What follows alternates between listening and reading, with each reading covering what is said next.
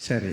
எனவே இன்றைக்கு அந்த உங்களுக்கு சொல்லும்படியான ஒரு செய்திக்கான வசனத்துக்காக ஜெபிக்கும் பொழுது, அன்றைக்கு கொடுக்கப்பட்ட அந்த வார்த்தை, இந்த வசனத்தையே ஆண்டவர் மீண்டும் எனக்கு அதை உணர்த்தி என்ன சொன்னார், அதிலிருந்து ஒரு சற்று கொஞ்சம் மாறுபட்ட கருத்துக்களையும் சில ஆலோசனைகளையும் சொல்வது உங்களுக்கு பிரயோஜனமாக இருக்கும் என்பதனால் அதே வசனத்தை தான் நான் எடுத்திருக்கிறேன். ஆண்டவர் வாக்கு தத்தமாக கொடுத்த வார்த்தையை நாம் வாசிக்கலாம். உபாகமும் 13ஆம் அதிகாரம் 18வது வசனம். கர்த்தர் தமது கோபத்தின் உக்கிரத்தை விட்டு திரும்பி உனக்கு தயை செய்து உனக்கு இறங்கி அவர் உன் பிதாக்களுக்கு ஆணையிட்டபடி உன்னை விருத்தியடைய பண்ணுவார். கர்த்தர்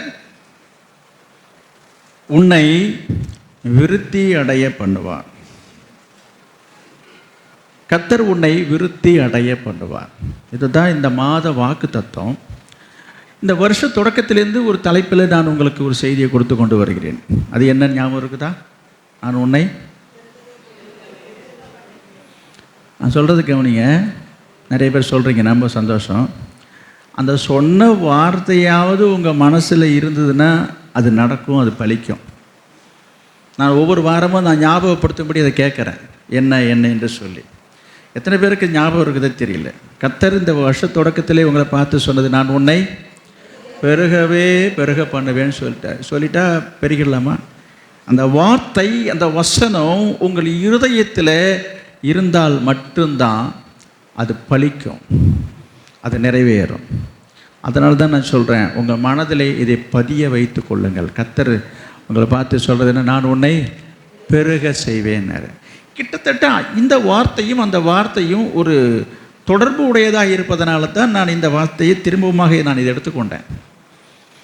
ஆண்டவர் அதை உறுதிப்படுத்துறது போல இருக்குது. அதாவது ஏற்கனவே சொன்னதையே ஆண்டவர் கன்ஃபார்ம் பண்ணுகிறார்.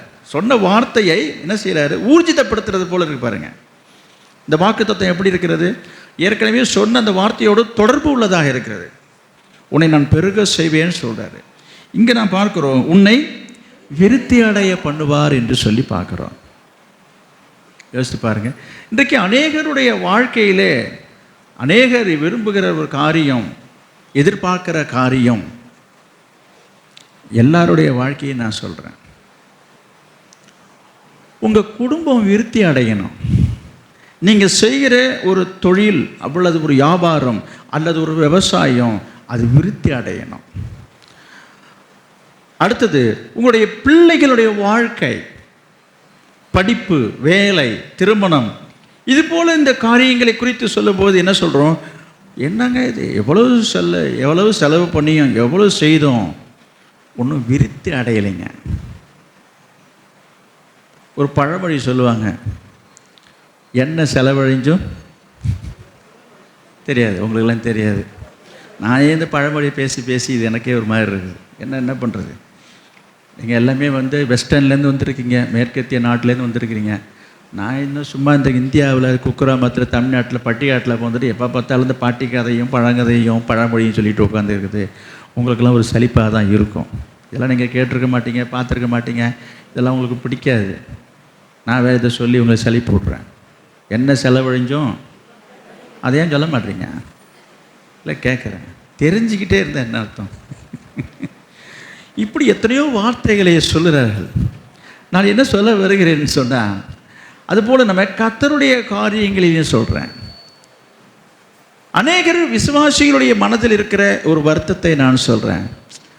ஒன்றும் அவங்க என்னமோ ஓடுறோம் தினைக்கும் என்னமோ வரதை பார்த்தா ஒன்றும் முன்னுக்கு வந்த மாதிரி தெரியலிங்க. சிலரை பற்றி சிலர் பேசுகிறது பார்த்துருக்கீங்களா? ஊரில் என்னமோ தினைக்கும் பையத்துக்கிட்டு ஓடுறான் வண்டியில் வரான், என்னமோ செய்கிறான் போகிறானே தவிர அப்படி ஒன்றும் நம்ம கண்ணுக்கு என்ன செய்யலது, ஒன்றும் முன்னேறின மாதிரி தெரியல, ஒன்றும் நல்லா இருக்க மாதிரி தெரியலைங்க, ஒன்றும் விருத்திக்கு வரலைங்க. அங்கே அந்த வார்த்தை அந்த இடத்துக்கு வர என்னது, ஒன்றும் விருத்தி அடையலையே.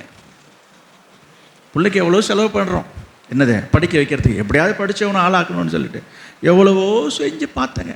இந்த பிள்ளைய எப்படியாவது ஒரு ஆளாக்கணும்னு பார்த்தேங்க, அவனை ஒரு நல்ல ஒரு மனுஷனாக்கணும்னு பார்த்தேங்க. அவனுக்கு எவ்வளோ பணத்தை செலவு பண்ணி ஒரு தொழிலை தொடங்குறா, வியாபாரத்தை தொடங்குற, அதை செய் இதை செய்யன்னு சொல்லி பார்த்தாங்க. ஒன்றும் விருத்தி அடையலை. சொல்கிறாங்களா?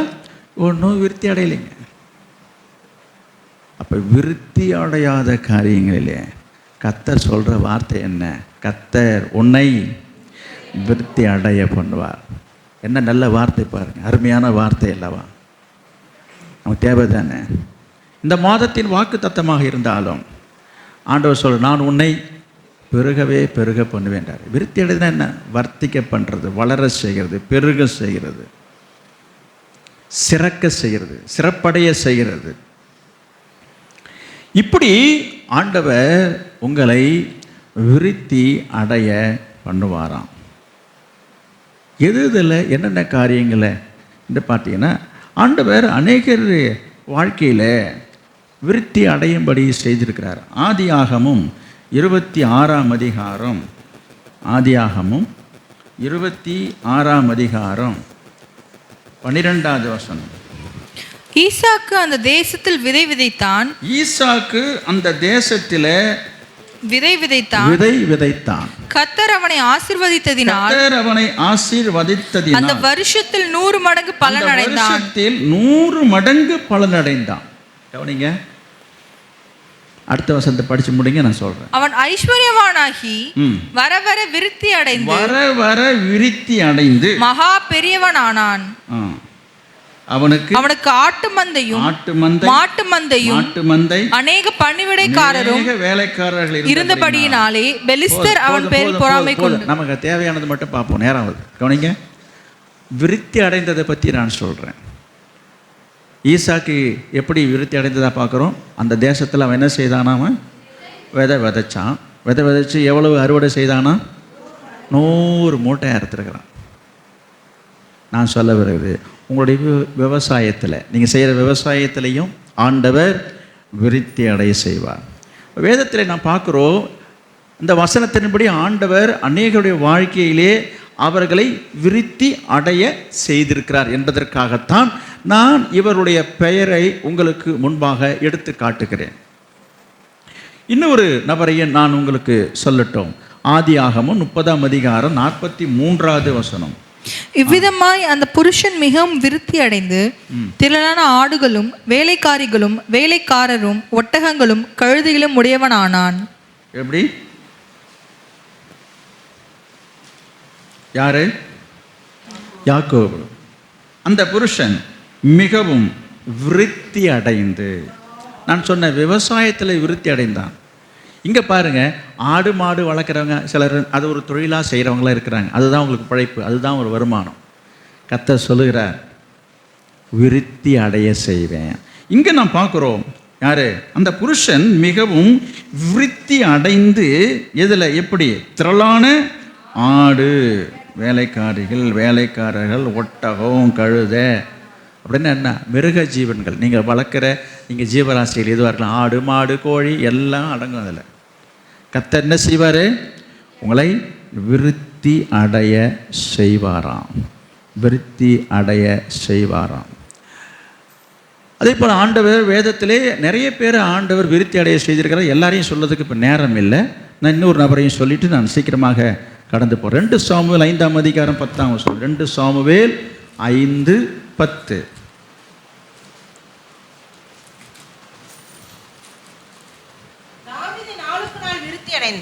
தாவீது நாளுக்கு நாள் விருத்தி அடைந்தான். சேனைகளின் தேவனாகிய கர்த்தர் அவனோட கூட இருந்தார். தாவீதுடைய வாழ்க்கையிலே தாவீது விருத்தி அடைந்தான். இப்போ நான் ஒரு 3 நபர்களை சொல்லியிருக்கிறேன். நிறைய பேர் சொல்ல முடியும், போதும். ஈசாக்கு, யாக்கோபு, தாவீது, இவருடைய வாழ்க்கையிலே தேவன் அவர்களை விருத்தி அடைய செய்ததை பார்த்துட்டோம். இதை நம்ம இன்றைக்கு விளக்கமாக பார்ப்போம். என்ன விருத்தி, எப்படிலாம் அவங்க விருத்தி அடைந்தாங்க, எதுலன்னு தெரிஞ்சு போச்சு. விவசாயத்தில், தொழிலில், இல்லைங்களா, செல்வத்தில் விருத்தி அடைஞ்சாங்கன்றதை நான் சுருக்கமாக சொல்லிட்டேன். அவங்க எப்படி விருத்தி அடைந்தாங்கன்றதை தான் இப்போ உங்களுக்கு செய்தி. எப்படி அவர்கள் அந்த விருத்தி அடைவதற்கான காரணம் என்ன, ஏன் தேவன் நம்மளை விருத்தி அடைய செய்தார்ன்றது தான் இன்றைய செய்தி. பாருங்கள், இன்னொரு நபரையும் நான் சொல்லிட்டு போனது எனக்கு நல்லதாக படுது. எனக்கு ஏதோ சாதாரண மனிதனை மட்டுமல்ல, உங்களுடைய நாலேஜ், அதாவது உங்களுக்கு தெரியப்படுத்துவதற்காக ஒரு வசனத்தை நான் சொல்கிறேன். லூக்கா 2:52. லூக்கா 2:52. இந்த பிள்ளையை அமைதிப்படுத்துங்க. லூக்கா 2:52. இயேசுவானவர் ஞானத்திலும் தேவ கிருபையிலும் மனுஷர் தயவிலும் அதிகமாய் விருத்தி அடைந்தார். நம்ம ஏதோ தாவீது, ஈசாக்கு, யாக்கோபு தான் பார்த்தா அங்கே என்ன எழுதியிருக்குது? இயேசுவானவரும் விருத்தி அடைந்ததாக எழுதியிருக்கிறது. எதில்? இயேசுவானவர் ஞானத்திலும் தேவ கிருபையிலும், தேவ கிருபையில் விருத்தி அடைந்தார், மனுஷ தயவில் விருத்தி அடைஞ்சிருக்கிறாரு. இப்போ என்ன சொல்ல வருகிறேன்னா, நமக்கு என்ன தேவை? இப்போ இந்த விருத்தி அடைய வேண்டியது அவசியம் தானே. எல்லாரும் விரும்புகிறோம், எல்லாருக்கும் வாஞ்சை இருக்குது. நம்ம குடும்பம் விருத்தி அடையணும், நம்ம பிள்ளைங்க விருத்தி அடையணும், நம்மளுடைய தொழில், வியாபாரம், நம்ம செய்கிற வேலை எல்லாம் விருத்தி அடைகிறது தான் நமக்கு மகிழ்ச்சி, சந்தோஷம். தேவனுக்கும் அதுதான் பிரியம் என்பதை மறந்து போகாதீங்க. சரி, இப்போ விருத்தி அடைய என்ன செய்ய வேண்டும் என்பதை நான் பார்ப்போம். நான் விரைவாக சொல்லி போகிறேன். உபாகமம் 6ஆம் அதிகாரம் 3வது வசனம். விருத்தி அடைவதற்கு என்ன செய்யணும்? உபாகமம் 6ஆம் அதிகாரம் 3வது வசனம். இஸ்ரவேலே நீ நன்றாய் இருப்பதற்கும், இஸ்ரவேலே நீ நன்றாய் இருப்பதற்கும், நீ நன்றாய் இருப்பதற்கும் உன் பிதாக்களின் தேவனாகிய கர்த்தர் உனக்கு சொன்னபடி பாலும் தேனும் ஓடுகிற தேசத்தில் நீ மிகவும் விருத்தி அடைவதற்கும் அவைகளுக்கு செவி கொடுத்து அவைகளின்படி செய்ய சாவதானமாயிரு. கவனிங்க, என்ன அருமையான வசனம் பாருங்க. இஸ்ரவேலே நீ நன்றாய் இருப்பதற்கும் உன் பிதாக்களின் தேவனாகிய கர்த்தர் உனக்கு சொன்னபடி பாலும் தேனும் ஓடுகிற தேசத்தில் நீ மிகவும் விருத்தி அடைவதற்கும் அவைகளுக்கு செவி கொடுத்து அவைகளின்படி செய்ய சாவதானமாயிரு, கவனமாயிரு. கவனிங்க, இன்றைக்கு நான் எதற்கு ஒரு செய்தியை கொண்டு வந்திருக்கிறேன்? எதற்காக ஆராதனையில் இப்படி ஒரு பிரசங்க வேலை என்று சொல்லி நான் மூச்சை பிடிச்சிக்கிட்டு தொண்டை கிழிய எதற்காக நான் உங்களிடத்தில் பேசணும்? எதற்காக ஆண்டவர் எனக்கு ஒரு வார்த்தையை கொடுத்து, வசனத்தை கொடுத்து, ஒரு செய்தியை கொடுத்து அதை உங்களிடத்தில் சொல்லு என்று சொல்லி ஏன் திணிக்கிறாரு? இந்த வேகாத வெயிலில் வந்தோமா, 2 பாட்டை பாடணுமா, ஒரு காணிக்கை போட்டோமா, போய் வேலையை பார்ப்பேன்னு உட்காந்துக்கிட்டு இல்லாமல் இந்த வேகாத வெயிலில் புழுங்குது. இந்த காற்று ஃபேன் ஓடுதை தவிர காற்று மேலே படவே இல்லை. சீக்கிரமாக அனுப்பிச்சி விட்டுறக்கூடாது. இந்த மாதிரி வெயிலையும் போட்டு நம்மளை வாட்டி எடுக்கிறாரு. அந்த வசனத்தை எடு, இந்த வசனத்தை எடு, இந்த உபாகமத்தை எடு, சாமுவேலை எடு. நாங்கள் பார்க்காத சாமுவேலா, தாவீதா எங்கள் ஊரில் இருக்கிறாரு. நல்லா கவனிங்க, இந்த வசனத்தை திரும்ப நான் படிக்கிறேன். இஸ்ரவேலே, அந்த இடத்துல உங்களை போட்டுங்க. தேவ ஜனங்களே, இந்த சபையில் இருக்க விசுவாச பிள்ளைகளே, இஸ்ரவேலே நீ நன்றாய் இருப்பதற்கு. இப்போ தெரியுதுங்களா எதற்காக இந்த ஆராதனை, எதற்காக உங்களுக்கு உபதேசம், எதற்காக இந்த சத்தியம்? கவனிங்க, நீங்கள் நல்லா இருக்கிறதுக்காக தான். சும்மா இது ஒரு கடமைக்காக செய்கிற காரியம் இல்லை. நீ நன்றாய் இருப்பதற்கு. இன்றைக்கி எல்லாருக்குமே நம்ம நல்லா இருக்கணும்னு தான் வேண்டிக்கிறாங்க. இப்போ நீங்கள் விட பாருங்கள், யாராக இருக்கட்டும்ங்க, இந்துவாக இருக்கட்டும், முஸ்லீமாக இருக்கட்டும், எல்லாருமே கோயிலில் போய் சாமி என்ன வேண்டிக்கிறாங்க? கடவுளே நான் நல்லா இருக்கணும், அப்புறம் என் புருஷன் நல்லா இருக்கணும், என் பிள்ளைங்க நல்லா இருக்கணும், எல்லாரும் நல்லா இருக்கணும். என்னது வேண்டிக்கிறத சொல்கிறேன். எல்லோரும் நல்லா இருக்கணும் ஆண்டவர், என் பிள்ளைங்க நல்லா இருக்கணும், என் குடும்பம் நல்லா இருக்கணும். அப்போ எல்லாரும் வேண்டிக்கிற காரியம், விரும்புகிற காரியம், நினைக்கிற காரியம், எதிர்பார்க்கறது என்னென்னா நல்லா இருக்கிறது தான் விரும்புகிறோம். கடவுள்கிட்ட வேண்டிக்கிறதே அது தானே. இப்போ இங்கே பார்க்குறோம், இந்த வசனம் எல்லாம் தெளிவாக சொல்லுது.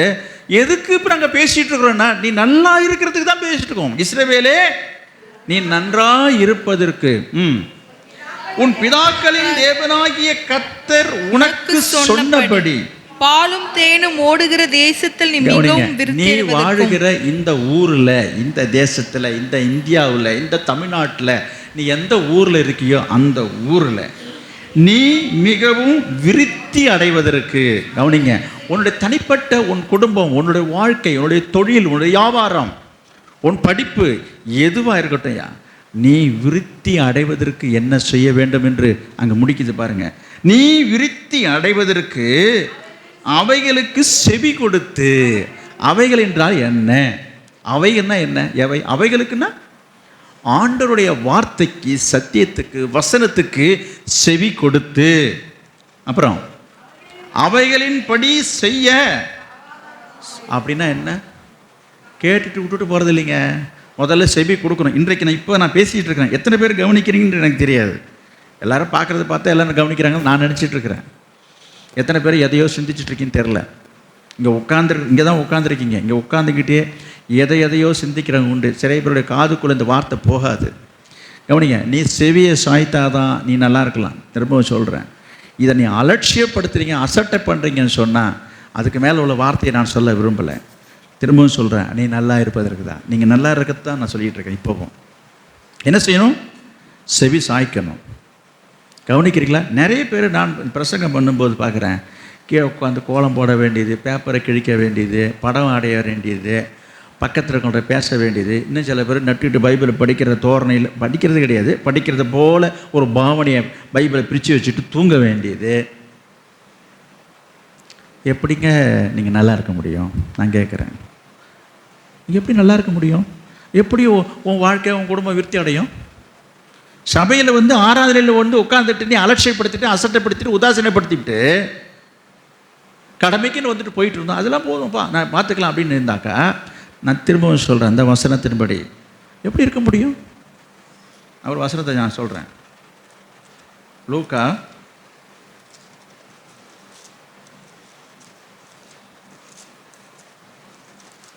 10 சுவிசேஷம்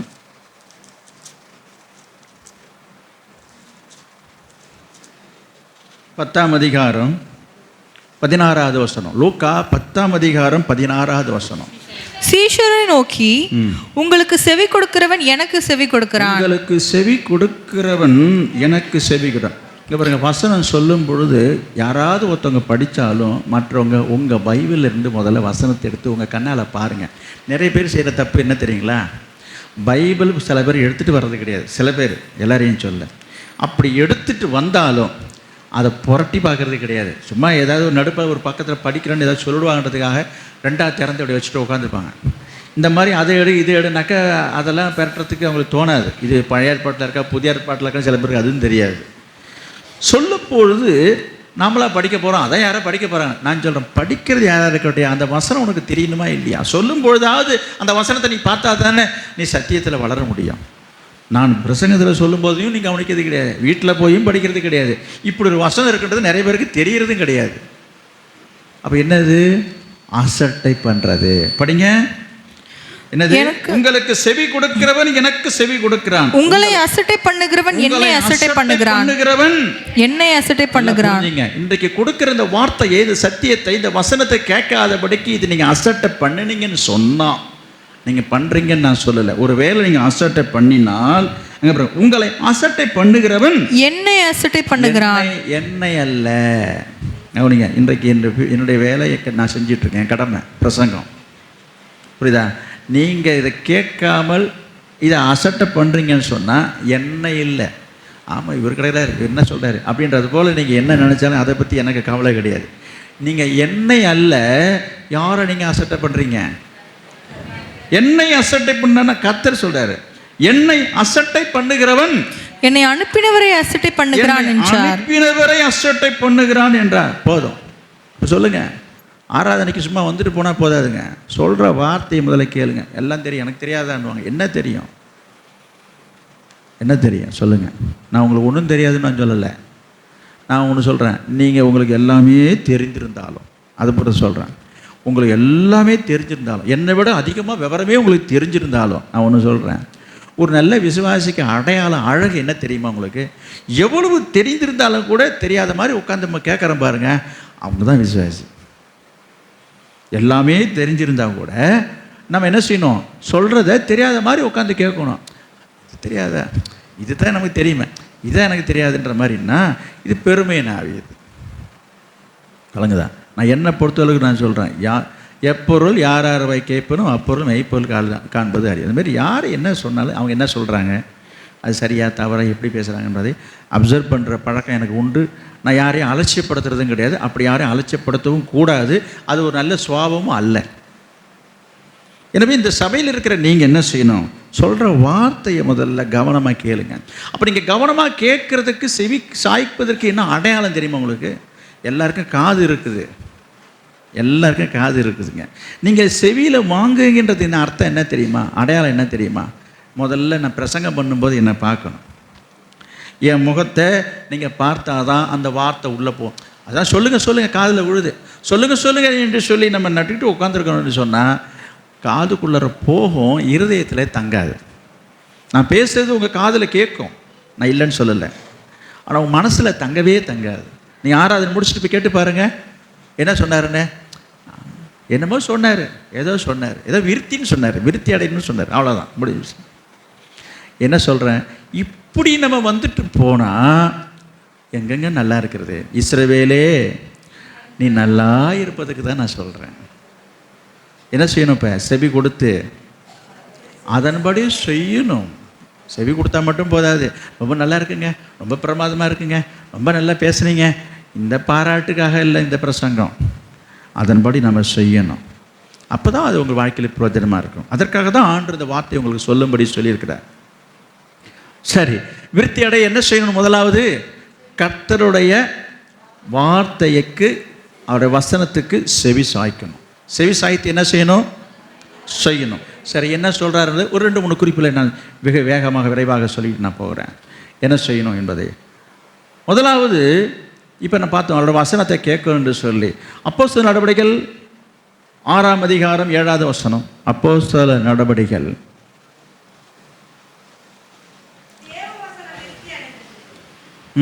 சீஷனுடைய தொகை எருசலேமில் மிகவும். நமக்கு வேண்டியது மட்டும் படிச்சுட்டு வாங்க.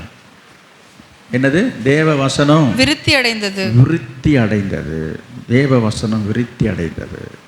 நீதிமொழிகள் 9ஆம் அதிகாரம் 9வது வசனம் படிங்க சீக்கிரம். நீதிமொழிகள் 9:9.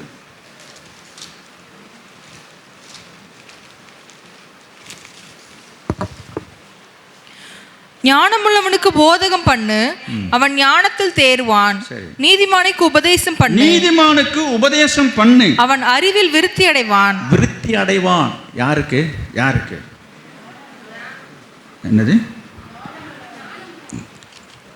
சரி, ஞானம் உள்ளவனுக்கு போதகம் பண்ணணும். நல்லா புரிஞ்சுங்க. 2வது நீதிமானுக்கு. இப்போ நான் உங்களை பார்த்து கேட்குறேன், யாருக்கு போதனை தேவையா?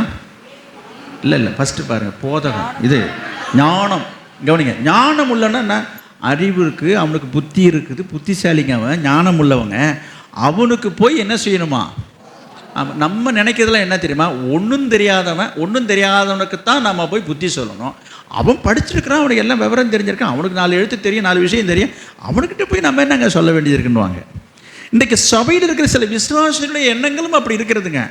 பைபிளில் ஒரு 10 வசனம் மனப்பாடமாக தெரிஞ்சுட்டா போதுங்க, அவங்களுக்கு கையிலே பிடிக்க முடியாதுங்க. ஒரு 10-20 வசனத்தை மனப்பாடமாக மனசில் படித்து ஞாபகம் வந்துடுது இல்லையா? இதை தெரிஞ்சுக்கிட்டாலே ரொம்ப பெரிய வேத பண்டிதன்னு நினச்சிட்டு இருக்கிறாங்க சில பேர். அப்படிப்பட்டவங்க என்ன நினைக்கிறாங்க என்று சொன்னால், இதை போல் ஏதாவது ஒரு பிரசங்கம் போதனை என்ன, அதெல்லாம் எனக்கு தெரியாதா என்ன, இதெல்லாம் நான் பார்க்காதா என்ன? இது தவறு. இங்கே வசனம் என்ன போட்டிருக்கு பாருங்க, யாருக்கு போதகம் பண்ணணுமா? ஏங்க அவனுக்கு தான் ஞானம் இருக்குங்க. அப்படின்னா என்ன? உங்கள் பாஷையில் சொன்னால் அவனுக்கு அறிவு இருக்குது, அவனுக்கு நல்ல அறிவாளிங்க. அவனுக்கு போய் என்ன செய்யணுமா? அவனுக்கு போய் போதகம் பண்ணு. அடுத்தது நீதிமானுக்கு உபதேசம் பண்ணு. நல்லா கவனிங்க. அப்போ நீதிமான் என்பது யார் நீதிமான்? நீதிமான் யாருங்க? கர்த்தர் எவர்களை முன்குறித்தாரோ அவர்களை அழைத்திருக்கிறார். அவர் யாரை அழைத்திருக்கிறாரோ அவரை நீதிமான் ஆக்கியிருக்கார். அப்படின்னா என்ன ஏங்க? அவங்க நீதிமானம் ஆகிட்டாங்க. அவனுக்கு ஒரு அட்வைஸ் தேவையா? அவனுக்கு ஒரு ஆலோசனை தேவையா? அவனுக்கு ஒரு புத்திமதி தேவையா? அவன் தான் நீதிமான். எப்படிங்க? கெட்டவன், பாவம் செய்கிறவன், அநியாயம் செய்கிறவனுக்கு போய் புத்தி சொன்னால் இப்படி தானே உலகம் சொல்லுது. இப்போ நீங்கள் என்ன சொல்லுவீங்க? போய் அவனுக்கு போய் சொல்லு, நான் தான் நேர்மையாக இருக்கிறேன், நியாயமாக இருக்கிறேன், ஞானமாக இருக்கிறேன், எனக்கு என்ன நீ சொல்ல வந்துட்டேன். நிறைய பேர் நினைக்கிறத நான் சொல்கிறேன். ஆனால் வேதம் என்ன சொல்லுகிறது? நீதிமானுக்கு போய் சொல்லு, ஞானமாக இருக்கிறவனுக்கு போய் போதகம் பண்ணுன்றேன். இப்போ நீங்கள் ஞானம் உள்ளவர்களா இல்லையா? இப்போ நீங்களே முடிவு எடுத்துங்க. நீங்கள் ஞானம் உள்ளவர்கள் என்று எண்ணி தான் நான் பேசிகிட்டு இருக்கிறேன். உங்களெல்லாம் நான் முட்டாள்னு நினைக்க கிடையாது, உங்களெல்லாம் ஒன்றும் தெரியாது நான் நினைக்கவே கிடையாது. இந்த வசனத்தின்படி ஞானம் உள்ளவனுக்கு போதகம் பண்ணு. இன்றைக்கி நான் உங்களை பார்த்து தான் போதகம் பண்ணிகிட்டு இருக்கிறேன். நீங்கள்லாம் ஞானம் உள்ளவர்கள். அடுத்தது நீதிமானுக்கு உபதேசம் பண்ணு. நீங்கள்லாம் ரட்சிக்கப்பட்டு கர்த்தருடைய ரத்தத்தினால என்ன ஆக்கப்பட்டிருக்கிறோம்? நம்ம நீதிமானம் ஆக்கப்பட்டிருக்கிறோம். அப்போ உங்களுக்கு என்ன தேவை? உபதேசம். இப்போ நான் உபதேசம் பண்ணிட்டு இருக்கிறேன். எதுக்குங்க? விருத்தி. என்ன போட்டிருக்கு? நீதிமானுக்கு உபதேசம் பண்ணு, அவன் அறிவில் விருத்தி அடைவான். புரியுதுங்களா? அப்போ இதில் நீங்கள் விருத்தி அடையணும் என்று சொன்னால் நீங்கள் முதல்ல என்ன செய்யணும்? போதகத்தை கேட்கணும். போதகருடைய போதகத்தை கேட்கணும். உங்களுக்கு கொடுக்கப்படுகிற உபதேசத்தை முதல்ல கேட்கணுங்க. அதையே அல்லல் தட்டுறது, அலட்சியப்படுத்துறதுன்னா என்ன ஆகும்? கதை என்ன ஆகும் சொல்லுங்க. ஒரு வசனத்தை நான் உங்களுக்கு சொல்ல விரும்புகிறேன். இதே நீதிமொழிகள்லாம் 5ஆம் அதிகாரத்தில் 12வது வசனத்தை சீக்கிரம் பாருங்க. ஐயோ, போதகத்தை நான் வெறுத்தேனே, கடிந்து கொள்ளுதலை என் மனம் அலட்சியம் பண்ணினதே,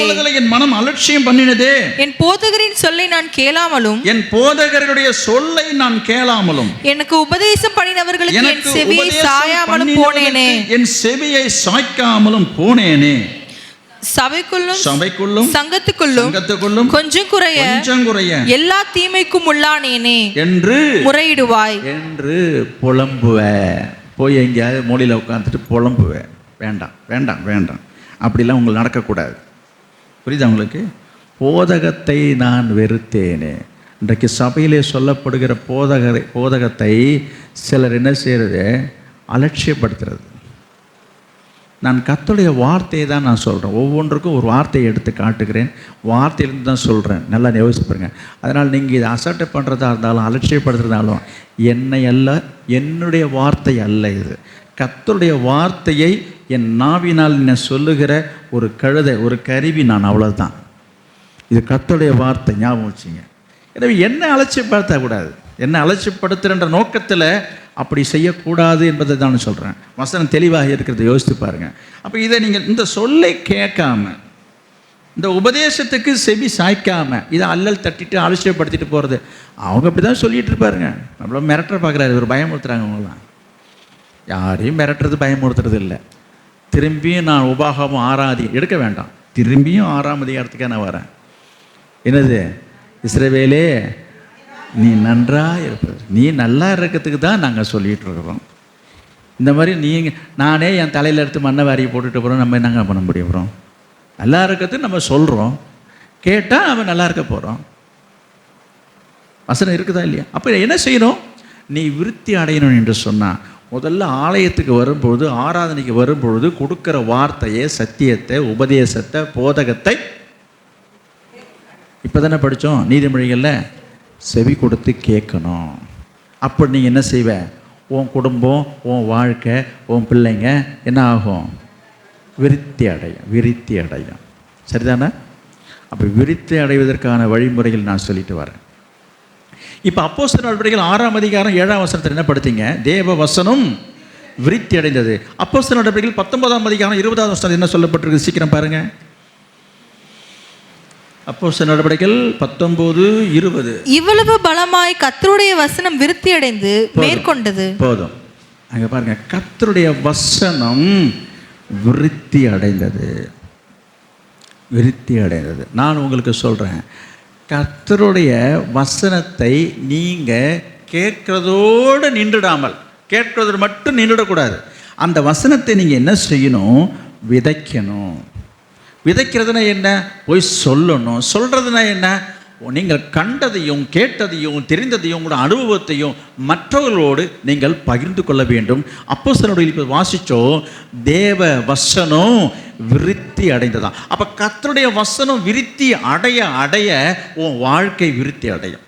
அப்போ ஆண்டவருடைய வார்த்தையை, வசனத்தை நீ மேன்மைப்படுத்தும் போது, மகிமைப்படுத்தும் போது, கனப்படுத்தும் போது, எந்த அளவுக்கு அதை நீ விருத்தி அடைய செய்கிறாயோ அந்த அளவுக்கு உன் வாழ்க்கை, உன் குடும்பம் செழிக்கும். உங்களுக்கு தெரியும், நீங்கள் படிச்சிருக்கீங்கன்னு நினைக்கிறேன், வரப்பு உயர நீர் உயரும். நீர் உயர நெல் உயரும். நெல் உயர கோல் உயரும். கோல் உயர குடி உயரும். அப்படி ஒரு சொல் இருக்க தானே செய்யுது. அப்போ இது உயர்ந்தால் இது உயர்ந்தால் இது உயர்ந்தால் இன்னது நடக்கும் என்பதை பெரியவர்கள் சொல்லியிருக்கிறாங்க. நல்ல அருமையான வார்த்தை தானே. வரப்பு உயர்ந்ததுனாக்கா தண்ணி உயரும். தண்ணி உயர்ந்ததுனால தான் என்ன செய்யும், நிறைய நெல் பயிர் கிடைக்கும், நெல் உயரும் இல்லையா. அப்போ நெல்மணிகள் நிறைய வருமானம் இருந்தால் தான் என்ன ஆகும், வருமானம் கிடைக்கும் அரசாட்சிக்கு, கோல் ஆட்சிக்கு. ஆட்சி நல்லா இருந்தால் தான் ஜனங்க நல்லா இருப்பாங்க. நல்ல ஒரு சொல்லு அது. இப்போ நான் எங்கே வருகிறேன், இங்கே என்ன படித்தோம் நம்ம, வேத வசனம் எந்த அளவுக்கு உங்கள் மூலமாக உன் மூலமாக விருத்தி அடையுதோ, எந்த அளவுக்கு அதை நீங்கள் ஸ்ப்ரெட் பண்ணுறீங்க, எந்த அளவுக்கு நீங்கள் அதை பரப்புறீங்களோ, எந்த அளவுக்கு நீங்கள் வெளிப்படுத்துகிறீங்களோ, அந்த அளவுக்கு உன் குடும்பம், உன் வாழ்க்கை, உங்கள் பிள்ளைங்க விருத்தி அடைவாங்க. என்ன சொல்கிறீங்க நீங்கள்? ஆமாம், இதை செய்தால் ஆண்டவர் இதை செய்வார். அப்போ என்ன செய்ய சொல்கிறாரு, கர்த்தருக்கு ஊழியம் செய்யுங்க. ஐயோ எனக்கு ஒரு ஊழியம் செய்த, நீ ஒன்றும் செய்ய வேணாம். என்ன செய்யலாம், கர்த்தருடைய வார்த்தையை வசனத்தை என்ன செய்யலாம், விதைக்கணும். என்ன செய்யறது, விதைக்கிறதுனா என்ன சொல்லுங்கள். உனக்கு தெரிஞ்ச வசனத்தை சொல்லியா, நீ ஒன்றும் பெருசாக அதுக்காக பைபிள் காலேஜெலாம் போய் படிச்சுட்டோன்னு அவசியம் இல்லை. புரியுதா உங்களுக்கு? நான் ஒரு சும்மா சொல்லி காட்டுறேன் பாருங்க. வசனம் தான் இது. உங்கள் துக்கம் இது வசனமா இல்லையா? எத்தனை பேருக்கு வசனமாக இருக்குது? ஐயா இது வசனம். இது அப்போ வசனமாக இருக்கவங்கள்ட்ட போய் இந்த வசனத்தை சொல்லுங்க, உங்கள் துக்கம் சந்தோஷமாக மாறும். இது ஒரு வசனம். நான் உன்னை விட்டு விலகுவதும் இல்லை, உன்னை கை, இது ஒரு வசனம். அப்போ இந்த வார்த்தையை கேட்கும் பொழுது கேட்குறவங்க மனசில் எவ்வளோ பெரிய ஒரு மாற்றத்தையும் ஒரு தாக்கத்தை ஏற்படுத்த தெரியுமா உங்களுக்கு? நீங்கள் சொல்லி செய்து பாருங்கள், சொல்லி பாருங்கள். இவ்வளோதான், ஒரு வார்த்தை தான், ஒரு வசனம் தான் இப்போ சொல்லியிருக்கீங்க. ஏன் சொல்லக்கூடாது? உங்களுக்கு கோர்வையாக என்னை போல் உங்களுக்கு பேச்சு வரல, பேச முடியல, பிரசங்கம் பண்ண தெரியலிங்க, சுவிசேஷம் சொல்லுங்க, பரவாயில்ல, நோ ப்ராப்ளம். பேச்சு வாக்கில் என்ன செய்யலாம், ஒரே வார்த்தை. யாராவது உங்கள்கிட்ட கவலையாக அழுதுட்டுருக்குறாங்க, கவலைப்படாதம்மா, இயேசு சொல்லியிருக்காரு உங்கள் துக்கம் சந்தோஷமாக மாறும், பைபிள் இருக்குது, முடிஞ்சு, அவ்வளோதான். அவங்க துக்கமே மாறிடும். நான் உங்களுக்கு எவ்வளோ சிம்பிளாக சொல்லி கொடுத்துருக்கேன் பாரு. இது போல் நிறைய வசனம் இருக்குது இல்லையா, உங்களுக்கு தெரியாததா என்ன? நிறைய பேருக்கு சங்கீதம் 91 மனப்பாடமாக சொல்கிற ஆள்லாம் இருக்கிறாங்க. உன்னதமானவர் மறைவில் இருக்கிற சர்வவல்ல இருப்பான் இல்லைங்களா. இது போல் எத்தனையோ வசனங்கள் சொல்லிக்கிட்டே போகலாம். நான் சொல்கிறேன், உங்களுக்கு தெரிஞ்ச வசனத்தை, எந்த வசனமாக இருந்தாலும் பரவாயில்ல. ஏன் நீங்கள் பார்க்குறவங்கள்ட்ட, பேசுகிறவங்கள்ட்ட, பழகிறவங்கள்ட்ட ஒரு வார்த்தை, என்னது ஒரு வார்த்தை, ஒரு வசனத்தை ஏன் நீங்கள் சொல்லக்கூடாது? 1000 வார்த்தை பேசுகிறீங்க, 1000 பிரச்சனையை பேசுகிறீங்க, 1000 கதையை சொல்கிறீங்க, என்னென்னமோ பேசுகிறீங்க, பேசுங்க, நான் வேணான்னு சொல்ல. பேசுகிறதுல என்ன செஞ்சுருக்கணும், ஒரு வார்த்தை, ஒரு வார்த்தை. கர்த்தர் மகிமைப்படுவார், கர்த்தர் மகிமையானது செய்வார். அப்போ உங்கள் மூலமாக இந்த வசனம் விருத்தி அடைய அடைய அடைய உன் வாழ்க்கை விருத்தி அடைஞ்சிக்கிட்டே வரும். விருத்தி அடையதுக்கு என்ன செய்யணும் சொல்லுங்கள்? வசனத்தை கேட்கணும், கேட்ட வசனத்தை என்ன செய்யணும், போய் சொல்லணும், போய் சொல்லணும். மூன்றாவதாக ஒரு காரியத்தை சொல்லி நான் முடிக்கிறேன். அவனிங்க 2 சாமுவேல் 5ஆம் அதிகாரம் 10வது வசனம். 2 சாமுவேல் 5ஆம் அதிகாரம் 10வது வசனம். தாவீது நாளுக்கு நாள் விருத்தி அடைந்தான். தாவீது நாளுக்கு நாள் விருத்தி அடைந்தான். ஒவ்வொரு நாளும் அவன் பாட்டு பெருகிட்டே இருக்கிறான், விருத்தி அடைந்தான். சேனைகளின் தேவனாகிய கர்த்தர் அவனோட கூட இருந்தார். சேனைகளின் தேவனாகிய கர்த்தர் அவனோட கூட இருந்தார், கூடவே இருந்தார். கவனிங்க, தாவீது விருத்தி அடைய காரணம் என்ன? தாவீது நாளுக்கு நாள் என்ன செய்தானா, அவன் பாட்டு இருக்க இருக்க இருக்க இருக்க விருத்தி அடைஞ்சிட்டே இருக்கிறான். நல்லா இருக்குது கேட்கறதுக்கு இல்லை? உங்கள் வாழ்க்கையும் உங்கள் குடும்பம் உங்கள் பிள்ளைகளும் இதே போல் ஒவ்வொரு நாளும் விருத்தி அடைந்தால் எவ்வளோ சந்தோஷமாக இருக்கும். கர்த்தர் அதுக்குத்தான் சொல்கிறாரு. அதுக்காகத்தான் இன்றைக்கு இந்த செய்தியை உங்களையும் அது போல் ஆசீர்வதித்து உயர்த்தி அழகு பார்க்க வேண்டும் என்பது ஆண்டவருடைய ஆசை. இது நிறைவேற வேண்டும் என்று சொன்னால் சொல்லப்பட்ட இந்த வார்த்தைக்கு, இந்த வசனத்துக்கு முதலாவது நீங்கள் செவி கொடுத்து கீழ்ப்படிங்க. நிச்சயமாக அது உங்கள் வாழ்க்கையில் வந்து உங்களுக்கு பலிக்கும். தாவீது என்ன செய்தான்? சரி, தாவீது நாளுக்கு நாள் என்ன செய்தான்னு போட்டிருக்கு, அவன் பாட்டு இருக்கிறது போட்டு ரைட்டு. இது வரைக்கும் நம்ம ஒரு சில காரியத்தை பார்த்தோம், வசனத்தை படிக்கணும், வசனத்தை கேட்கணும், உபதேசம் பண்ணணும், அதெல்லாம் ஓகே. இப்போ தாவீது விருத்தி அடைய காரணம் என்ன என்று சொல்லி கேட்டால் அதே வசனத்தில் தான் பதில் இருக்குது. தேவன், அந்த வசனத்தை படிங்க வச்சுக்கிறோம். சேனைகளின் தேவனாகிய கர்த்தர் அவனோட கூட இருந்தார். அவனோட கூட இருக்கிறத முக்கியம். கூட இருக்கணுங்க. நான் நிறைய பேர் விசாரிப்பேன், இப்படி உடம்பு சரியில்லைன்னாக்கா சொல்லுவாங்க, நாங்கள் மாரி ஹாஸ்பிட்டலில் இருக்கிறேன்னுவாங்க. நான் எடுத்தது இப்படி விசாரிக்கும் போது சொல்லுவேன், அப்படிங்களா, சரி சரி, அப்புறம் உங்கள் கூட யார் இருக்கிறாங்க அப்படின்னு கேட்பேன். கூட யார் இருப்பா? குடும்பத்தை சேர்ந்தவங்க தான் இருப்பாங்க. பிள்ளைகளோ புருஷனோ மனைவியோ, அதுன்னு நம்ம சகஜமான விஷயத்தை நான் சொல்கிறேன். நான் சொல்ல வர்றது கூட இருக்கிறது. நம்முடைய வாழ்க்கையில், நம்முடைய குடும்பத்தில் 1000 பேர் இருக்கலாம். ஒரு குடும்பம் என்று சொல்வது புருஷன் மனைவி பிள்ளைங்க இதான் சேர்ந்ததாக ஒரு குடும்பங்க. திடீரென்று உடல்நிலை சரியில்லை என்று சொன்னால், ஹாஸ்பிட்டலில் அட்மிட் பண்ணியிருக்கிறாங்க என்று சொன்னால், குடும்பமே போய் அங்கே உட்காந்துருக்காது. அப்படி இருக்கவும் முடியாது. கவனிங்களா? எத்தனை பேர் போனாலும் வீட்டுக்கு வந்துட்டு என்ன செய்வாங்க, யாராவது ஒரு நபர் என்ன செய்வாங்க, கூட இருக்கிறது நம்ம பார்த்துருக்கோம், இல்லை அப்படி தானே? அதுபோல் கவனிங்க, அப்போ மற்றவங்களாம் என்ன அவங்க கூட இருக்கிறாங்களா? கூட இல்லாமல் இல்லைங்க, அருகில் இல்லை. சொல்கிறது புரியுது அவங்களுக்கு? இப்போ ஒரு குடும்பத்தின்னு சொல்கிறேன், ஒரு திடீர்னு இந்த வீட்டில் ஒரு புருஷனுக்கு உடம்பு சரியில்லைங்க, ஹாஸ்பிட்டலில் பெட்டில் அட்மிட் பண்ணிட்டாங்க. கூட யார் இருப்பா? மனைவி இருப்பாங்க, பிள்ளைங்க யாராவது ஒருத்தன் இருப்பாங்க. இப்போ மனைவி இருக்கிறாங்கன்னு வச்சுங்க, இப்போ பிள்ளைங்க எங்கே இருப்பாங்க? வீட்டில் இருப்பாங்க. நான் என்ன சொல்கிறேன், இந்த குடும்பம் என்று சொல்லும் பொழுது இவங்க எல்லாம் எங்கே இருக்கிறாங்க? ஒரே வீட்டில் இருக்கிறாங்க, ஒரே குடும்பமாக இருக்கிறாங்க, எல்லாம் ஒன்றா தான் இருக்கிறாங்க. யார்? புருஷ மனைவி பிள்ளைங்க. ஆனால் ஒரு பிரச்சனைன்னு வரும்போது, ஒரு கஷ்டம்னு வரும்போது, ஒரு தனிமைன்னு வரும்போது, இப்போ யார் கூட இருக்கிறா? அவங்க மனைவி தானே. பிள்ளைங்க எங்கே இருக்கிறாங்க? வீட்டில் இருக்கிறாங்க. அவங்க கூட தான் இருக்கிறாங்க. நான் திரும்பி திரும்பி கூட இருக்கிறதுனா என்ன அர்த்தம்? ஒன்றாக இருக்கிறது நான் சொல்கிறேன். ஆனால் அருகில் இருப்பது என்பது வேறு இல்லையா? அதே போல் இன்றைக்கு ஆண்டவர் உங்களோடு கூட இருக்கிறார். நான் சொல்கிறது புரியுது உங்களுக்கு? இது பொதுவான ஒரு கணிப்பு. எல்லாரோட ஆண்டவர் இருக்கிறார். நான் கேட்குறேன், தாவீதோடு இருந்தது போல கர்த்தர் உங்கள் கூட, திரும்ப அந்த வசனத்தை படிங்க, 5:10. சரி. சேனைகளின் தேவனாகிய கர்த்தர் அவனோட கூட இருந்தார். சேனைகளின் தேவனாகிய கர்த்தர் அவனோட கூட இருந்தார். அதுதான் முக்கியம். அவனோட கூட இருந்தாருங்க.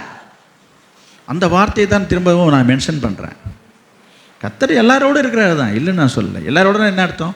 எங்கேயோ இருந்து எல்லாரையும் பாதுகாக்கிறாரு. எல்லாரோட இருக்கிறாரு இல்லையா? அந்த ப்ரெசன்ஸ் வேற. நம்ம அருகில், நம்ம பக்கத்தில், நம்ம கூடவே இருக்கிறத ஒரு அனுபவம் என்பது வித்தியாசமானது. நான் சொல்கிறேன், கூடவே இருக்கணும். எத்தனை பேருடைய குடும்பத்தில் நீங்கள் பார்க்குறீங்க, புருஷன் வேலை நிமித்தமாக வெளிநாட்டு போயிடுறாங்க, குடும்பம்தான், ஆனால் வேலை நிமித்தமாக தூரத்தில் இருக்கிறாங்க. கூடவே இருக்கிறாரு இல்லையே, ஆனால் அவங்க புருஷன்தான், அந்த உறவு தான். அதுபோல் சிலருடைய காரியங்கள் எப்படி இருக்குன்னா, கடவுள் இருக்கிறாரு, ஆண்டவர் இருக்கிறாரு, இயேசு இருக்கிறார், கர்த்தர் இருக்கிறாரு. எங்கே இருக்கிறாரு? வெளிநாட்டில் இருக்கிறாரு. நான் சொல்கிறது, வெளிநாட்டு புருஷன் எப்படி இருக்கிறாங்களோ அதுபோல் சிலருடைய காரியங்கள் இருக்கிறது. வெளிநாட்டிலேருந்து என்ன வரும்? மாதம் மாதம் பணம் வரும். அப்புறம் தினமும் ஃபோனில் பேசுவாங்க, தேவைப்பட்ட வீடியோ காலில் பேசுவாங்க, அதெல்லாம் உண்டு. அப்போ என்னது? என் கணவர் என்னோட கூட இருக்கிறாருன்ற ஒரு உணர்வு தான். நான் திருப்பியும் சொல்கிறேன், அருகில் இல்லையே. யார் இருக்கிறா? என் பையன் தாங்க கூட. அதுபோல் இந்த இடத்துல நான் சொல்கிற வார்த்தை என்னென்னா, கர்த்தர் தாவீதோட கூட இருந்தார் என்றது தான் ரொம்ப முக்கியம். சரி, நான் இதையே நான் விரிவாக சொல்லிட்டு நேரத்தை கடத்த விரும்பலை. கவனிங்க, இப்போ ஒரு குடும்பத்தில் எடுத்துக்கொள்ளுங்க, தாய் தகப்பன் பிள்ளைங்க என்று சொன்னேன். இப்போ வயதான பெற்றோர் இருப்பாங்க, அதாவது தாத்தா பாட்டி என்ற உறவு ஒன்று இருக்குது பாருங்கள். இப்போ ஒரு குடும்பத்தில் 2-3 பேர் இருப்பாங்க, அண்ணன் தம்பிகள் இருப்பாங்க. அவர்களுக்கு திருமணமாகி குழந்தைகளோடு இருக்கும்போது இந்த வயதான தாய் தகப்பன்மார்கள் பார்த்தீங்கன்னா, இப்போ 2 பேர் அண்ணன் தம்பி இருக்கும் பொழுது இந்த வயசான தாய் தகப்பன் யார்கிட்ட இருப்பாங்க? நமக்கு தெரியாது. இப்போ ஒன்றும் மூத்தவங்கள்ட்ட இருப்பாங்கன்னா என்ன இளையவர்கிட்ட இருப்பாங்க. நான் ஒரு உதாரணத்துக்காக சொல்கிறேன். இதுதானே நியதி. இப்போ இவங்க யாரோடு இருக்கிறாங்க என்பதை எப்படி நம்ம கணிக்கிறதுன்னு சொல்லி நீங்கள் கேட்கும்போது சொல்லுவாங்க, இப்போ யார்கிட்ட இருக்கீங்க அப்படின்னு கேட்டாங்க, என் சின்ன மகனோட தான் இருக்கிறேன் அப்படின்னு சொல்லுவாங்க. ஏன் பெரிய மகன் என்னாச்சு? இருக்கிறாங்க. என்ன நான் என்ன சொல்ல வரேன்னா, அவங்க யாரோடு இருக்க பிரியப்படுறாங்களோ, யாரோடு இருப்பது அவங்க மனசுக்கு ஒத்து போதோ அவங்களோட தான் இருப்பாங்க. எத்தனை குடும்பத்தில் நீங்கள் பார்த்துருக்கீங்க, ஒரு குடும்பத்தில் 2-3 பிள்ளைகள் அண்ணன் தம்பி இருக்கிற பட்சத்தில் இந்த வயதான தாயாரோ தகப்பனுடைய காரியத்தை நீங்கள் விசாரிக்கும் பொழுது பார்த்தீங்கன்னா, பொதுவான ஒரு ஆலோசனை நான் சொல்கிறேன். அப்போ என்ன அர்த்தம் என்று சொன்னால், அவங்க மனசுக்கு ஒத்து போகணும், அவங்க மனசை புரிஞ்சிக்கணும், அவங்கள ஏற்றார் போல் யார் நடந்துக்கிறாங்களோ அவங்களோட தானே இருக்கிறாங்க. எதுக்குமே நீங்கள் பதில் சொல்ல மாட்டீங்க. நீங்கள் நான் யதார்த்தமான காரியத்தை சொல்லி உங்களுக்கு புரிய வைக்க விரும்புகிறேன். சண்டை பகை என்றதெல்லாம் வேறு விஷயம். நீங்கள் வேணால் விசாரித்து பார்த்தீங்கன்னா சொல்லுவாங்க, யாரையும் நான் வித்தியாசப்படுத்தி நான் குறை சொல்ல நான் வரல. அநேகரோட அனுபவங்கள் பார்க்கும்போது எது அவங்களுக்கு யாரோட மனசு ஒத்து போதோ அவங்களோட தான் இருப்பாங்க அவங்க. இப்போ நான் என்ன சொல்ல வருகிறேன், அப்போ ஆண்டவர் தாவீதோடு கூட இருந்தார் என்று சொன்னால் என்ன அர்த்தம் அப்படின்னா, அப்போ தாவீதுக்கும் கர்த்தருக்கும் என்ன இருந்திருக்கு, ஒரு நல்ல அண்டர்ஸ்டாண்டிங் இருந்திருக்கு, ஒரு புரிந்து கொள்ளுதல் இருந்திருக்குது. ஒருவர் நேசிக்கிறதும் ஆண்டவருக்கு தாவீது மீது ஒரு பிரியம் இருந்ததுனால தான் இங்கே எழுதியிருக்குது, தாவீது கர்த்தரோடு இருந்தான்னு எழுதலைங்க, யாரோடு இருந்தா. அந்த வார்த்தை என்னை ரொம்ப தொடுது. யாரோடு இருக்குதுன்னே இல்லை போச்சுங்க. உண்மையாக சொல்லப்போனால் நாம் தான் கர்த்தரோடு இருக்கணும், அதுதான் நியாயம். ஆனால் அவ்வளோ பெரிய ஆண்டவர் யாரோடு இருக்கிறாரா, தாவீதோடு இருக்கிறாரா? கொஞ்சம் யோசித்து பாருங்க. அதுக்கு என்ன காரணம்? எங்கள் உலகத்தில் இவ்வளோ பேர் இருக்கும்போது யாரோடு இல்லாமல் ஏன் ஆண்டவர் தாவீதோடு சொன்னால், அப்போ தாவீதை பற்றி உங்களுக்கு தெரியும், நான் அடிக்கடி அதிகமாகவும் பேசியிருக்கிறேன். தாவீதை கர்த்தர் என்ன சொல்ற, என் இருதயத்துக்கு ஏற்றவன்றார். என்ன எதை வச்சு என் இருதயத்துக்கு ஏற்றவன்றாரு? அப்போ அவருடைய மனசை புரிஞ்சு அறிந்து அதுக்கு ஏற்றாறு போல நடந்துக்கிற ஒரு பிஹேவியர், அவருடைய சுவாபங்கள், அவருடைய பழக்க வழக்கங்கள், அவருடைய காரியங்கள் ஆண்டவருக்கு என்ன செய்திருக்கிறது, பிடிச்சிருக்குதுன்னு தான் அர்த்தம். இதுல என்ன தெரியுது? யோசித்து பாருங்க. சரி, என்ன பிடிச்சிருக்குது அதையும் நான் சொல்லணும்ல. இதே பேசிட்டு இருந்தா என்ன காரியம் தாவீது பிரியம், ரொம்ப தாவீது மேலே பிரியன்றீங்க, என் இருதயத்துக்கு ஏற்றோன்றாரு. என்ன அப்பேற்பட்ட ஒரு பிரமாதமான காரியம் இந்த தாவீது பண்ணிட்டாரு, என்ன செய்தாரு என்று சொல்லி பார்த்தீங்கன்னு சொன்னால், 2 சாமுவேல் 2ஆம் அதிகாரம் 1 வசனத்தை சீக்கிரம் படிங்க. 2 சாமுவேல் 2ஆம் அதிகாரம். பின்பு தாவீது கர்த்தரை நோக்கி நான் யூதாவின் பட்டணங்கள் ஒன்றிலே போய் இருக்கலாமா என்று விசாரித்தான். அதற்கு கர்த்தர் போ என்றார். எவ்விடத்திற்கு போகலாம் என்று தாவீது கேட்டதற்கு அவர் எப்ரோனுக்கு போ என்றார். ஒரு சின்ன எக்ஸாம்பிள், இது ஒரு உதாரணத்தை தான் உங்களுக்கு சுட்டி காட்டுறேன். இன்னும் நிறைய இடங்களில் ஒவ்வொரு சிச்சுவேஷன்லையும் ஒவ்வொரு சூழ்நிலையிலையும் தாவீது என்ன செய்கிறார் தெரியுமா, ஒன்னொன்னே ஆண்டோட கேட்டு தான் செய்கிறார். நிறைய காரியத்தை நான் சொல்ல முடியும், கவனிங்க, நேரம் இல்லை. இங்கே நான் பார்க்குறோம், தாவீது என்ன செய்கிறாரு, கர்த்தரை நோக்கி என்ன சொல்கிறாரு பாருங்க, நான் போய் அந்த யூதாவின் பட்டணத்தில் ஏதாவது ஒன்றில் போய் நான் போகட்டுமா, நான் போய் இருக்கலாமா என்று ஆண்டவர்கிட்ட போய் கேட்குறாரு. அதுக்கு கர்த்தர் என்ன சொல்கிறாரு, சரிப்பா நீ போன்றார். அடுத்தது எந்த இடத்துக்கு போகலாம் என்று திருப்பி கேட்குறான். நீங்கள் போக சொல்லிட்டீங்க, அங்கே எந்த இடத்துக்கு போகணும்னு சொல்லுங்கள். அதுக்கு கர்த்தர் சொல்கிறாரு எப்ரோனுக்கு போ. என்ன நான் சொல்ல வருகிறேன்னா, இவன் எங்கேயாவது போகிறான், எங்கேயாவது இருக்கிறான், ஏதாவது போயிட்டு இருக்க வேண்டியதாங்க. இதெல்லாம் போய் அவர்கிட்ட கேட்டுட்டு இருக்கு. அவருக்கு இருக்கிற ஆயத்திட்ட வேலையில் இதெல்லாம் அவர் சொல்லிட்டு இருப்பார். சொல்லுங்க, சில பேர் நினைக்கிறது என்னது, இதெல்லாமே அவர்கிட்ட போய் எங்கே போய் நமக்கு ஏதோ மனசுக்கு பிடிச்ச இடத்துக்கு நம்ம போகணும், வரணும், இருந்துக்கணும் வந்துடும். தாவீது ஒவ்வொரு காரியத்தையும் ஆண்டவர்கிட்ட கேட்டு செய்தது கர்த்தருக்கு என்னவா இருந்திருக்குது, மனசுக்கு ரொம்ப பிடிச்சிருக்குது. நான் ஒரு உதாரணத்தை தான் காட்டுறேன், இது ஒரு உதாரணம் தான். இப்போ தாவீதை ஏன் ஆண்டவருக்கு பிடிச்சது, ஏன் ஆண்டவர் தாவீதோடு கூடனா, எதாக இருந்தாலும் ஆண்டவர்கிட்ட ஒரு வார்த்தை கேட்டுட்டு ஆலோசனை கேட்டு அவர் ஓகேன்னு சொன்னார்னா செய்கிறது ஒரு பழக்கம். அதுக்கு தான் நான் இந்த வசனத்தை காமிச்சேன். இன்னும் நிறைய சம்பவங்கள் இருக்குது. இதே போல் ஒவ்வொரு சம்பவத்துலேயும் ஆண்டவர்கிட்ட போய் கேட்பார். ஆண்டவர்கிட்ட நான் அந்த சேனையை தொடர்ந்து போகட்டுமா, நான் அந்த பட்டயத்தை தொடரட்டுமா கேட்பார். இவர் கர்த்தர் சொல்லுவார் நீ போ என்று சொல்லி, சில இடத்துல போகாதன்னு சொல்லுவார். அப்போ இது போல் ஒவ்வொரு காரியத்தையும் தாவீது கேட்டு தேவனிடத்தில் ஆண்டவரிடத்தில் ஆலோசனையை கேட்டு செய்கிற ஒரு பழக்கம் உள்ளவனாக இருந்தான். இது ஆண்டவருக்கு என்னவா இருந்தது, பிரியமாக இருந்தது.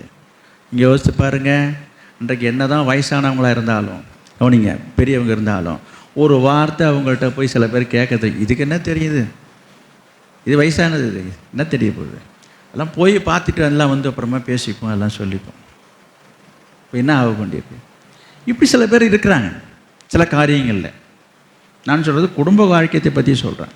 அப்போ அப்படி இருக்கும்பொழுது கவனிங்க, என்ன தான் வயதானாலும், என்ன தான் அவங்களுக்கு சரீரத்தில் பலன் கொண்டிருந்தாலும், அவங்களுடைய வயசுக்கும் அவங்களுடைய ஸ்தானத்துக்கும் ஒரு மதிப்பு கொடுத்து, ஒரு மரியாதை கொடுத்து, ஒரு வார்த்தை நம்ம சொல்லிட்டு போனால் என்னங்க குறைஞ்சிட போகுது. நமக்கு எல்லாமே தெரிஞ்சிருக்கட்டுங்க, நமக்கு எல்லாம் அறிவு, ஞானம், புத்திசாலித்தனம், விவரம், அதுக்கு ஒரு உலகமும் தெரியாது தான், அதெல்லாம் பழைய ஆள் தான்.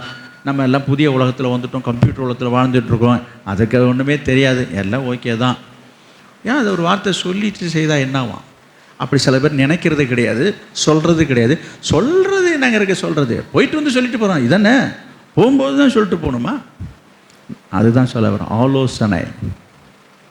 ஆலோசனை இது நான் குடும்பத்துக்கும் பெற்றோருக்கும் மட்டும் நான் சொல்லவில்லை. நான் இப்போ இங்கே என்ன சொல்ல வரேன், தாவீதை போல நீங்கள் கர்த்தரிடத்தில் ஒரு ஆலோசனையை கேட்டு செய்கிற பழக்கம் உங்களுக்கு இருக்கிறதா? நீ எதை வேணாலும் செய். நீ ஒரு தொழில் செய்கிறியா, வியாபாரம் செய்கிறியா, ஒரு திருமணம் பண்ணுறியா, ஒரு படிக்கிற விஷயத்தில் போய் ஒரு படிப்பில் ஒரு படிக்கிற இடத்துல போய் சேர போறியா, எந்த காரியத்தை வேணாலும் செய்யுங்க, தப்பு கிடையாது. ஆனால் அதை செய்வதற்கு முன்பதாக வந்து ஆண்டவரிடத்தில் ஒரு ஆலோசனை கேட்கணும். நான் அவர் எங்கே இருக்காருன்னு சொல்லுங்களேன். சில கேள்வி இப்படி சொல்லும்போது என்ன தோணும், ஆண்டவர்கிட்ட தாவீது கேட்டார், அது வந்து கர்த்தர் வந்து தாவீது கூடவே இருந்தார், உடனே பக்கத்தில் இருந்து கேட்டிருப்பார். இப்போ அவர் எனக்கு தூரமாக இருக்கிற மாதிரி நான் ஃபீல் பண்ணுறேன், தாவீது கூட இருந்த மாதிரி என் கூட இருக்கிறாரான்னு எனக்கு சரியில்லை, சந்தேகமாக இருக்குது, நான் அவர் எங்கே கண்டு போய் எங்கே போய் அவர் தேடி எங்கே கேட்குறது நான்? இப்படிலாம் ஒரு கேள்வி வரும். ஒரு வசனத்தை நான் உங்களுக்கு சொல்கிறேன். ஏசாயா 44ஆம் அதிகாரம், ஏசாயா 44ஆம் அதிகாரம் 26வது வசனம். நான் என் ஊழியக்காரரின் வார்த்தையை நிலைப்படுத்தி, நான் என் ஊழியக்காரரின் வார்த்தையை நிலைப்படுத்தி, என் ஸ்தானாபதிகளின் ஆலோசனையை நிறைவேற்றி, என் ஸ்தானாபதிகளின் ஆலோசனையை நிறைவேற்றுகிறவர். குடியேறுவார். போதும் போதும். ஸ்தானாபதினா யாரு? பிரதிநிதி, ரெப்ரசன்டேட்டிவ், ஆம்பாசிடர்னு சொல்லுவாங்க. யார? கர்த்தருடைய ஊழியக்காரர்கள் என்பது கர்த்தருடைய பிரதிநிதி. கர்த்தர் சொல்லுகிற காரியத்தை, செய்கிற காரியத்தை அவர் தம்முடைய ஊழியக்காரர் மூலமாகத்தான் எதையும் வெளிப்படுத்துவார், சொல்லுவார், சொல்ல வேண்டியதை. இப்படி ஒரு ஒழுங்கை ஆண்டவர் வைத்திருக்கிறார். அதனால் ஆண்டவர் அதை உறுதிப்படுத்தும் வண்ணமாக ஒரு வார்த்தை அங்கே சொல்லுகிறாரு. என்ன சொல்கிறாரு? நான் என் ஊழியக்காரருடைய வார்த்தையை நான் நிலைப்படுத்தேன். அப்போ ஒரு வாயால் ஒரு வார்த்தை வந்ததுன்னு சொன்னால் கர்த்தர் என்ன செய்வாராம்? அதை நிறைவேற்றுவாராம். எதை?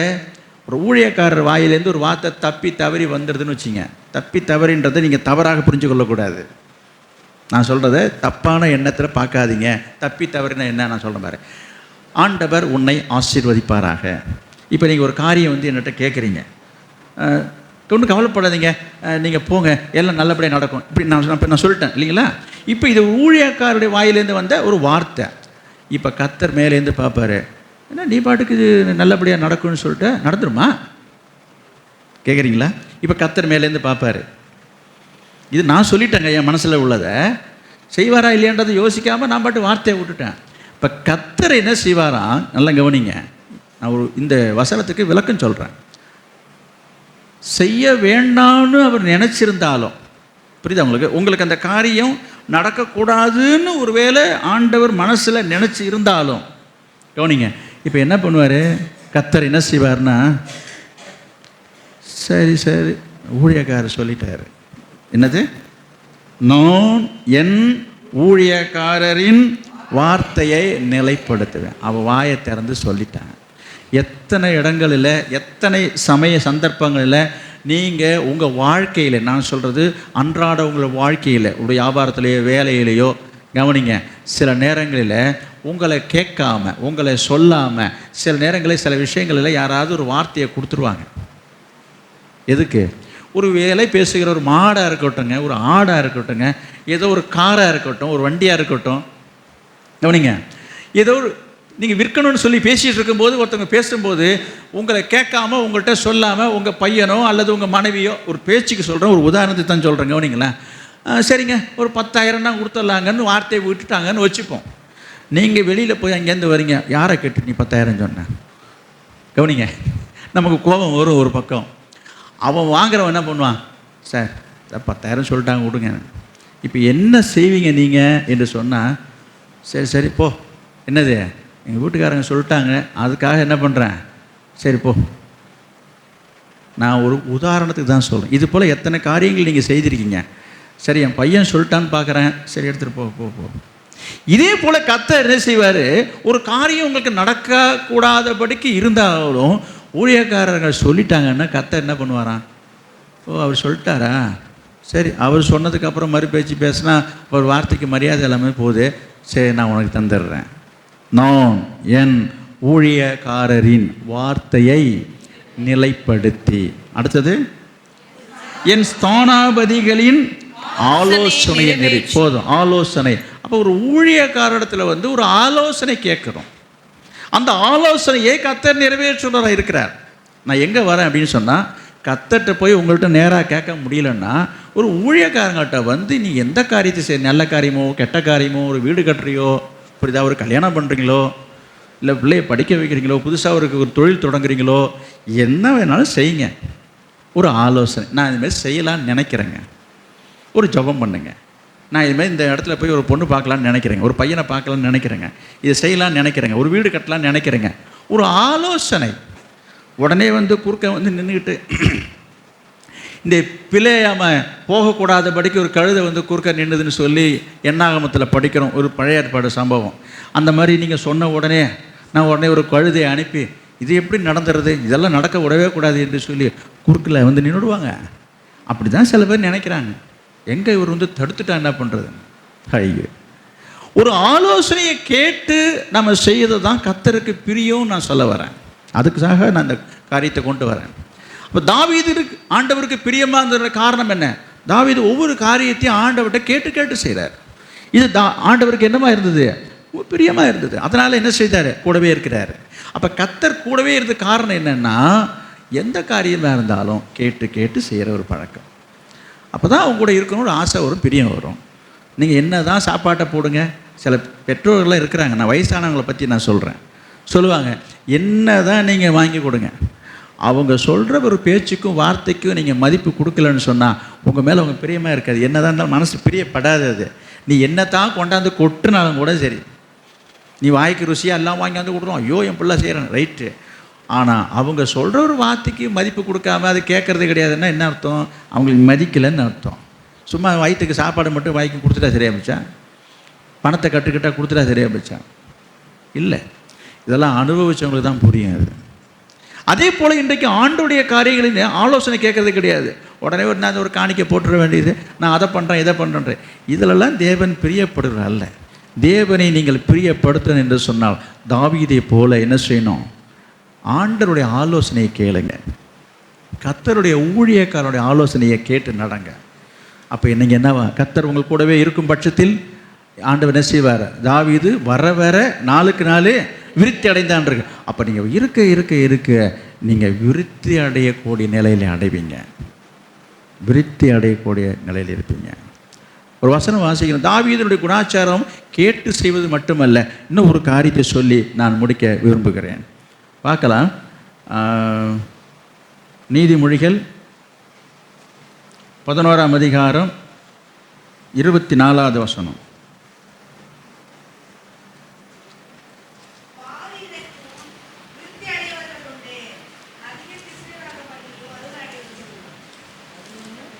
வாரி இறைத்தும் விருத்தி அடைவாரும் உண்டு, விருத்தி அடைவார் உண்டு. அதிகமாய் பிசினித்தனம் பண்ணியும் வறுமை உடையவாரும் உண்டு. சரி, விருத்தி அடைவார்கள். யாரு விருத்தி அடைவார்கள்? வாரி இறைக்கிறதுனா என்ன அர்த்தம்? வீட்டில் கிடக்கிற நெல் மண்ணெல்லாம் எடுத்து வாரி இறைக்கிறதா? தாராளமாக கொடுக்கிற மனசு, வாரி இறைக்கணும். அவங்க விருத்தி அடைவாங்க. அப்போ கொடுக்குற விஷயங்களில் நீங்கள் எப்படி? இப்போ தாவீதுக்கு நான் வரேன், நான் தாவீது தான் சொல்லிட்டு வரேன் இப்போ நான். அப்போ தாவீதுடைய வாழ்க்கையில் ஆண்டவர் கூடவே இருந்ததுக்கு ஒரு காரணத்தை நான் சொன்னேன். இரண்டாவதாக ஒரு காரணத்தை நான் சொல்லும்போது, இன்றைக்கு வாசித்த அந்த வேத பகுதியை நீங்கள் பார்ப்பீங்க என்று சொன்னால், எது 1 நாளாகமும் 29ஆம் அதிகாரம் 9வது வசனம். 1 நாளாகமும் 29ஆம் அதிகாரம் 9வது வசனம். இப்படி மனப்பூர்வமாய் கொடுத்ததற்காக ஜனங்கள் சந்தோஷப்பட்டார்கள், உத்தம இருதயத்தோட உற்சாகமாய் கர்த்தருக்கு கொடுத்தார்கள். தாவீது ராஜாவும் மிகவும் சந்தோஷப்பட்டான். இந்த கொடுக்கிற விஷயங்களிலே தாவீது செய்த காரியத்தை நான் உங்களுக்கு காண்பிறேன். இன்றைக்கு வேத பகுதியில் கூட அதுதான் வாசித்தாங்க. என்னது? மனப்பூர்வமாய் கொடுத்ததற்காக ஜனங்கள் சந்தோஷப்பட்டார்கள், தாவீது ராஜாவும் சந்தோஷப்பட்டான் போட்டிருக்குது. ஏனென்றால் தாவீது கொடுக்கிற விஷயங்களை குறிப்பாக கர்த்தருக்காக, கர்த்தருடைய ஊழியத்திற்காக, ஆலயத்திற்காக அவன் கொடுத்த காரியங்கள் எல்லாம் இங்கே விரிவாக விளக்கமாக எழுதப்பட்டிருக்கிறது. நான் உங்களுக்கு சொல்கிறேன், உங்களுடைய வருமானங்களிலே, நீங்கள் செய்கிற வேலையிலையோ தொழிலிலையோ உங்களுடைய வியாபாரத்திலேயோ, புரியுதா, உங்களுக்கு நல்ல வருமானத்தில் நீங்கள் விருத்தி அடையணுமா? உங்கள் வருமானம் விருத்தி அடைய வேண்டும் என்று சொன்னால் நீங்கள் கொடுக்குற விஷயத்தில் தாராளமாக இருக்க வேண்டும். கொடுக்கலன்னு நான் சொல்லலை, கொடுக்கறது முக்கியம் இல்லை, கொடுக்குற விஷயத்தில் எப்படி இருக்கணுமா? தாராள மனசு இருக்கணும். இன்றைக்கி இறுக்கி சில பேர் பிடிச்சி வச்சுட்டு உட்காந்துருப்பாங்க, இறுக்கி பார்த்துட்டு இருக்காங்க. எதுக்கு? கர்த்தருக்கு கொடுக்குற விஷயத்தை பற்றி நான் சொல்லுகிறேன். இங்கே தாவீது என்ன செய்ததாக நம்ம பார்த்தோம். இன்றைக்கு வேத பகுதி வாசிக்க, அதுக்கு தான் இன்றைக்கி வாசிக்க வச்சேன் அந்த வேத பகுதியை. இன்றைக்கி அதுக்கு தகுந்த மேலே பாட்டும் ஒரு பொருத்தமாக வந்தது பாருங்கள். அவர் என்ன பாடுவார்னு எனக்கு தெரியாது, கவனிங்க. இது ஆவியானவர் இது உறுதிப்படுத்துகிறார்ன்றதுக்கு நான் சொல்ல வருகிறேன். இங்கே நான் பார்க்குறோம், இன்றைக்கு கொடுக்குற விஷயங்களில் இன்றைக்கு ஏன் இன்றைக்கு தாராள மனசு இல்லை, ஏன் தாராளமாக கொடுக்கறது இல்லை என்று சொல்லி பார்த்தா, முதல்ல கொடுக்கறத பற்றியே சில பேருக்கு ஒரு தெளிவு இல்லாமல் இருக்குது. நான் முன்பு சொன்னேன் ஈசாக்கை ஆண்டவர் என்ன செய்தார்? விருத்தி அடைய செய்தார். யாக்கோபை பற்றி நான் உங்களுக்கு சொன்னேன். ஏன் இவங்க விருத்தி அடைந்தாங்க தெரியுமா? விவசாயத்தில் விருத்தி அடைந்தாங்க, ஆடு மாடில் விருத்தி அடைந்தாங்க என்று சொல்லி ஆரம்பத்தில் நீங்கள் படிச்சிங்களே. இப்போ நான் சொல்கிறேன், நீங்கள் பாருங்கள், அந்த வசனம் அது காட்டுறேன் பாருங்கள். ஆதியாகமும் 14ஆம் அதிகாரம் 19-20. ஆதியாகமும் 14:19-20. அவனை ஆசீர்வதித்து வானத்தையும் பூமியையும் உடையவராகிய உன்னதமான தேவனுடைய ஆசீர்வாதம் ஆபிரகாமுக்கு உண்டாவதாக, உன் சத்துருக்களை உன் கையில் ஒப்பு கொடுத்த, வானத்தையும் பூமியும் உண்டாக்கிய உடையவராகிய உன்னதமான தேவனுடைய ஆசீர்வாதம் ஆபிரகாமுக்கு உண்டாவதாக, உன் சத்துருக்களை உன் கையில் ஒப்பு கொடுத்த உன்னதமான தேவனுக்கு ஸ்தோத்திரம் என்று சொன்னான். இவனுக்கு ஆபிரகாம் எல்லாவற்றிலும் தசமபாகம் கொடுத்தான். நிறுத்துங்க. ஆபிரகாம் எல்லாவற்றையும் சொல்லி இருக்குது. அது ஒரு முக்கியமான விஷயம். இன்றைக்கு வருமானத்தில் பணத்தில் தசமபாகம் கொடுக்கறதுக்கே யோசனை பண்ணிட்டு இருக்கிறாங்க. இங்கே எல்லாவற்றிலும் என்ன அர்த்தம் சொல்லுங்க? வர வருமானம்னா என்ன? பணம் தான் இல்லையாங்க. எதன் மூலமாக என்ன வருமானம் வந்தாலும் சரி, ஆடாக இருக்கட்டும், மாடாக இருக்கட்டும், கோழியாக இருக்கட்டும், மாங்காயாக இருக்கட்டும், தேங்காயாக இருக்கட்டும், நெல்லாக இருக்கட்டும், எல்லாவற்றிலையும் ஆபிரகாம் தசமபாகம் கொடுத்ததாக இங்கே எழுதியிருக்கிறது. இன்னொரு வசனத்தை நான் உங்களுக்கு சொல்கிறேன். 28ஆம் அதிகாரம் 22வது வசனம். 28-22.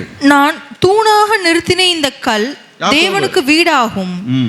தேவரீர் எனக்கு தரும் எல்லாவற்றிலும், எனக்கு தருகிற எல்லாவற்றிலையும் உமக்கு தசமபாகம் செலுத்துவேன் என்று சொல்லி பொருத்தனை பண்ணி கொண்டான். போதும். யாக்கோபு இது போல ஆண்டவர்கிட்ட வேண்டி பொருத்தனை பண்ணிக்கிட்டான். அதே போல ஆடு மாடுகளை திரளாக ஆண்டவர் என்ன செய்ததாக நம்ம அங்கே வாசித்தோம். ஆரம்பத்தில் வாசித்தோம் இல்லையா? யாக்கோபு விருத்தி அடைந்தான் என்று சொல்லி பார்த்தோம். அப்போ விருத்தி அடைய காரணம் என்ன? கர்த்தருக்கு கொடுக்க வேண்டிய காரியங்கள் அவங்க சரியாக இருந்தாங்க, தசமபாகம் செலுத்துகிற விஷயங்களில். இப்படி கொடுக்கிற விஷயங்களில் இவர்கள் மட்டுமல்ல, தாவீதும் அதை செய்தார் என்பதை நான் இப்போ கொண்டு வந்தேன். அது கொடுக்கிற விஷயங்களில் சிலருக்கு ஏற்படுகிற ஒரு தடுமாற்றம் என்ன என்று சொன்னால், ஒரு விதமான குழப்பம் என்ன என்று சொன்னால், அவளுக்கு நிறைய நெருக்கடிகள் இருக்கலாம், நிறைய தேவைகள் இருக்கலாம், நிறைய பண பிரச்சனை இருக்கலாம், கடன் பிரச்சனை இருக்கும், நிறைய காரியங்கள் காரணம் இருக்குங்க. நான் அதெல்லாம் இல்லைன்னு சொல்லலை, அதெல்லாம் உண்மை. அதெல்லாம் நான் போய் பித்தலாட்டம்லாம் நான் சொல்ல வரல. ஆனால் இவைகள் நடுவிலையும் அவள் நினைக்கிற அந்த நினைவுகள், எண்ணங்கள் தவறு என்பதை ஆண்டவர் உணர்த்துகிறார். எப்படி என்பதற்கு நான் விளக்கம் சொல்கிறேன். இங்கே வாசிப்போம். 1 நாளாகமம் 29க்கு வாங்க சீக்கிரம். 12வது வசனம்.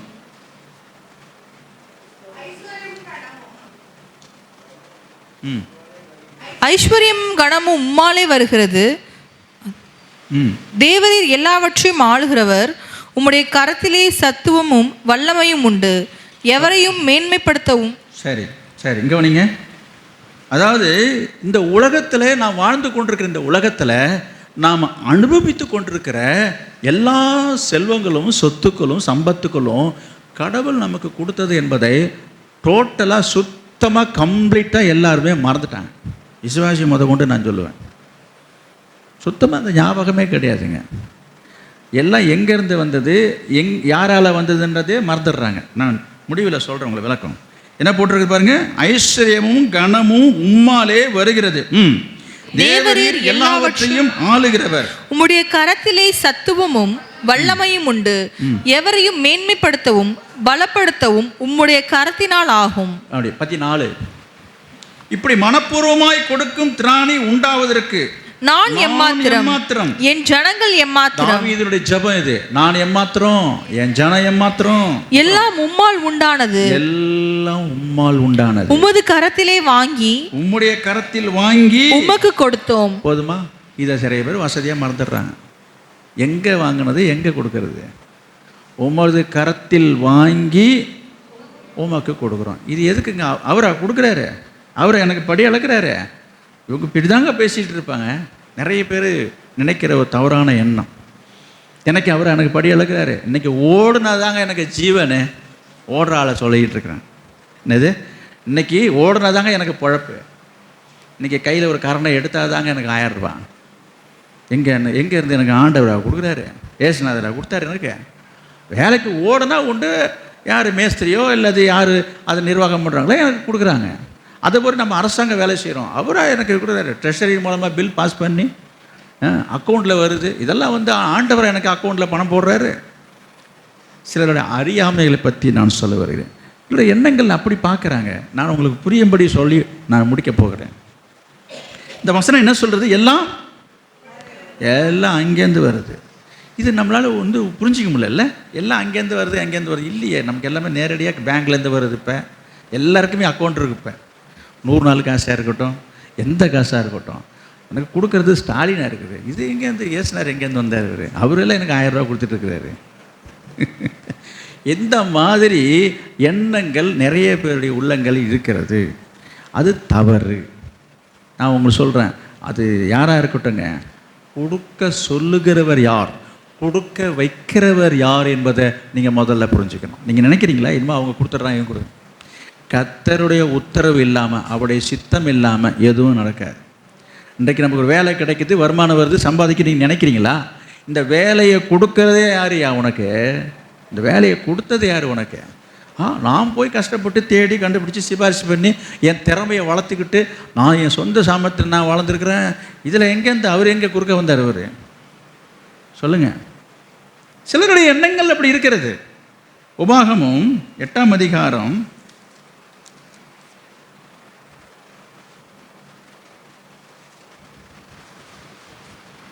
17வது வசனம். என் சாமர்த்தியமும் என் கைபலனும் இந்த ஐஸ்வரியத்தை எனக்கு சம்பாதித்தது என்று நீ உன் இருதயத்தில் சொல்லிக் கொள்ளாமலும் இருக்க எச்சரிக்கையாயிருந்து. நிறைய பேர் அப்படிதான் நினைச்சிட்டு இருக்கிறாங்க. என் சாமர்த்தியம், என் திறமை, என் அறிவு, என் புத்திசாலித்தனம், நான் எப்படி கடினமாக உழைக்கிறேன், நான் ராத்திரி பகலாக ஓவர் டைம் ஒர்க் பண்ணுறேன், என் வேலையை பார்த்துட்டு அவங்க 100 சேர்த்து காசு கொடுத்துட்ருக்குறான், என் வேலை அவ்வளோ சுத்தமான வேலை, அவ்வளோ சுறுசுறுப்பாக இருக்கிறேன், எல்லாம் கரெக்டு தான், நான் இல்லைன்னு சொல்லலை. அப்படி சொல்லாதன்னு சொல்லியிருக்குது. படிங்க. உன் தேவனாகிய கர்த்தரை நினைப்பாயாக, அவரே உன் பிதாக்களுக்கு ஆணையிட்டு கொடுத்த தம்முடைய உடன்படிக்கையை உறுதிப்படுத்தும்படி இந்நாளில் உனக்கு உண்டாயிருக்கிறது போல ஐஸ்வர்யத்தை சம்பாதிக்கிறதற்கான பலனை நிறுத்து. ஐஸ்வர்யத்தை சம்பாதிப்பதற்கான பலனை உனக்கு கொடுக்கிறவர். போதும், நீ சம்பாதிக்கிறதுலாம் ரைட்டு தான்ப்பா. அந்த சம்பாதிப்பதற்கு உனக்கு உடம்புக்கு தெம்ப கொடுத்தது யாரு? பலனை கொடுக்கிறவர் நான் என்று கர்த்தர் சொல்லுகிறார். நிறைய பேர் அதை சிந்திக்கிறதே கிடையாது.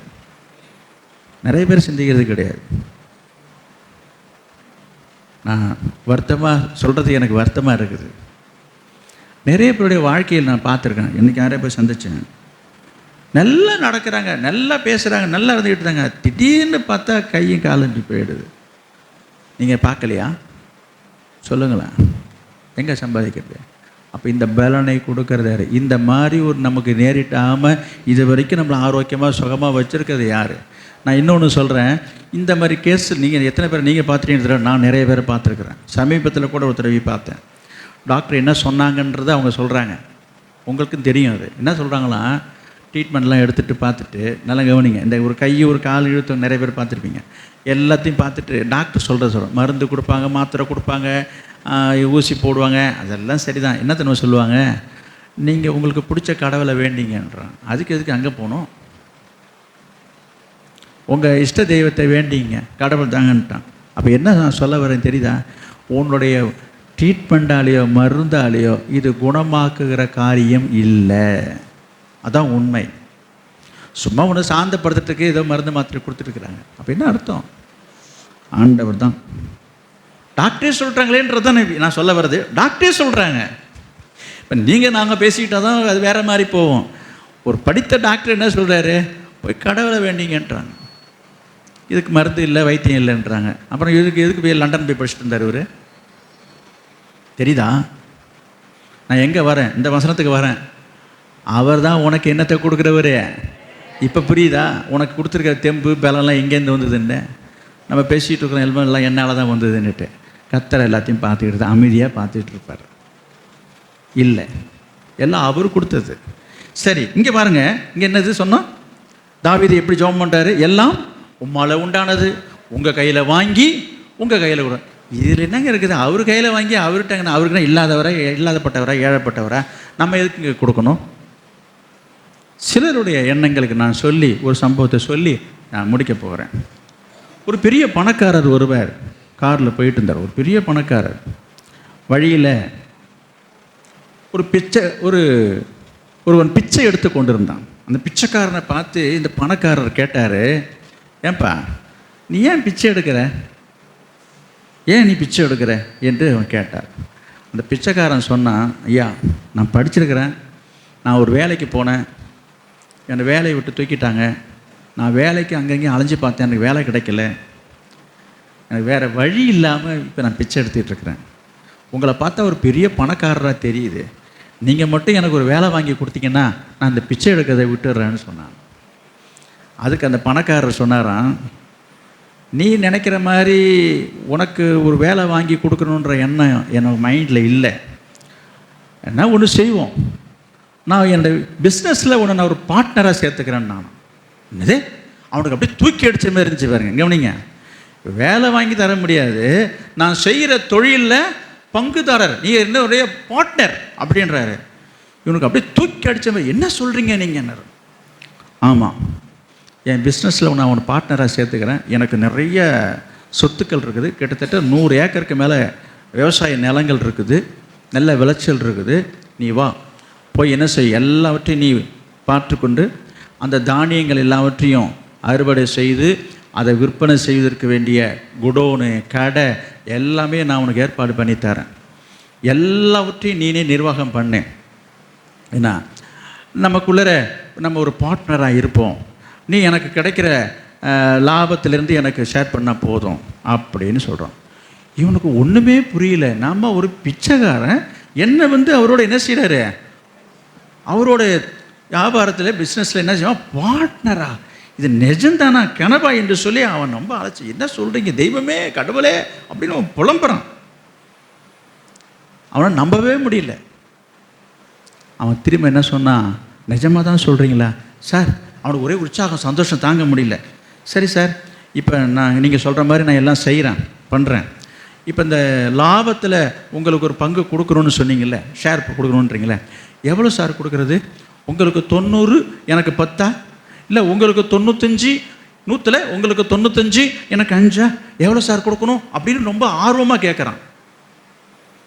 எவ்வளோ சார் கொடுக்கணும் அப்படின்னும் போது அவர் சொல்கிறாரு, வேண்டாம் வேண்டாம் வேண்டாம், 100க்கு 90 ரூபாயை நீ வச்சுக்க, 10 ரூபா மட்டும் கொடுத்தா போதும். ஐயோ, இவனுக்கு உடனே கையும் ஓடல காலும் உதறான். என்ன சொல்கிறீங்க? இவனுக்கு என்ன நினைக்கிறான்? ஒரு ரூபா கூட முதலீடு பண்ணாமல், இன்வெஸ்ட்மெண்ட் இல்லாமல், மூலதனம் இல்லாமல் இப்படிப்பட்ட ஒரு பொறுப்பா என்று சொல்லி, கடவுளே நீ இருக்கீங்கப்பா, நீங்கள் தான் எனக்கு கண்கண்ட தெய்வம், வழி திறந்துட்டீங்கன்னு சொல்லி ஒரே விஷயம் அவனுக்கு. அவர் சொல்கிறாரு, என்ன சொல்கிறீங்க நீங்கள்? எனக்கு 90 உங்களுக்கு 10ன்றீங்க, மூலதனம் சொத்துக்கு எல்லாத்துக்கும் நீங்கள் தான் அதிபதி. அந்த பணக்காரர் சொன்னார், என்ன சொன்னாருன்னா, தம்பி நீ நினைக்கிற மாதிரி நான் கிடையாது, என்கிட்ட இதை விட நீ கொடுக்கறதை விட என்கிட்ட இன்னும் நிறைய வசதிகள் இருக்குது, வருமானம் இருக்குது. அதனால் இந்த 10% மட்டும் நான் எதுக்கு கேட்குறேன் என்று சொன்னால், நான் இவ்வளவு தூரம் உனக்கு எல்லாம் கொடுத்துருந்து செய்திருந்தோம் நடத்தியிருந்தோம், என்ன செய்யணும்? என்னது? நீ என்னிடத்துல ஒரு நன்றி உள்ளவளாக இருக்கணுன்ற ஒரே ஒரு காரணத்துக்காக தான் இந்த 10 ரூபாயை நான் கேட்குறேனே தவிர, இது எனக்கு ஒன்றும் ஆக போகிறது கிடையாது அப்படின்னா.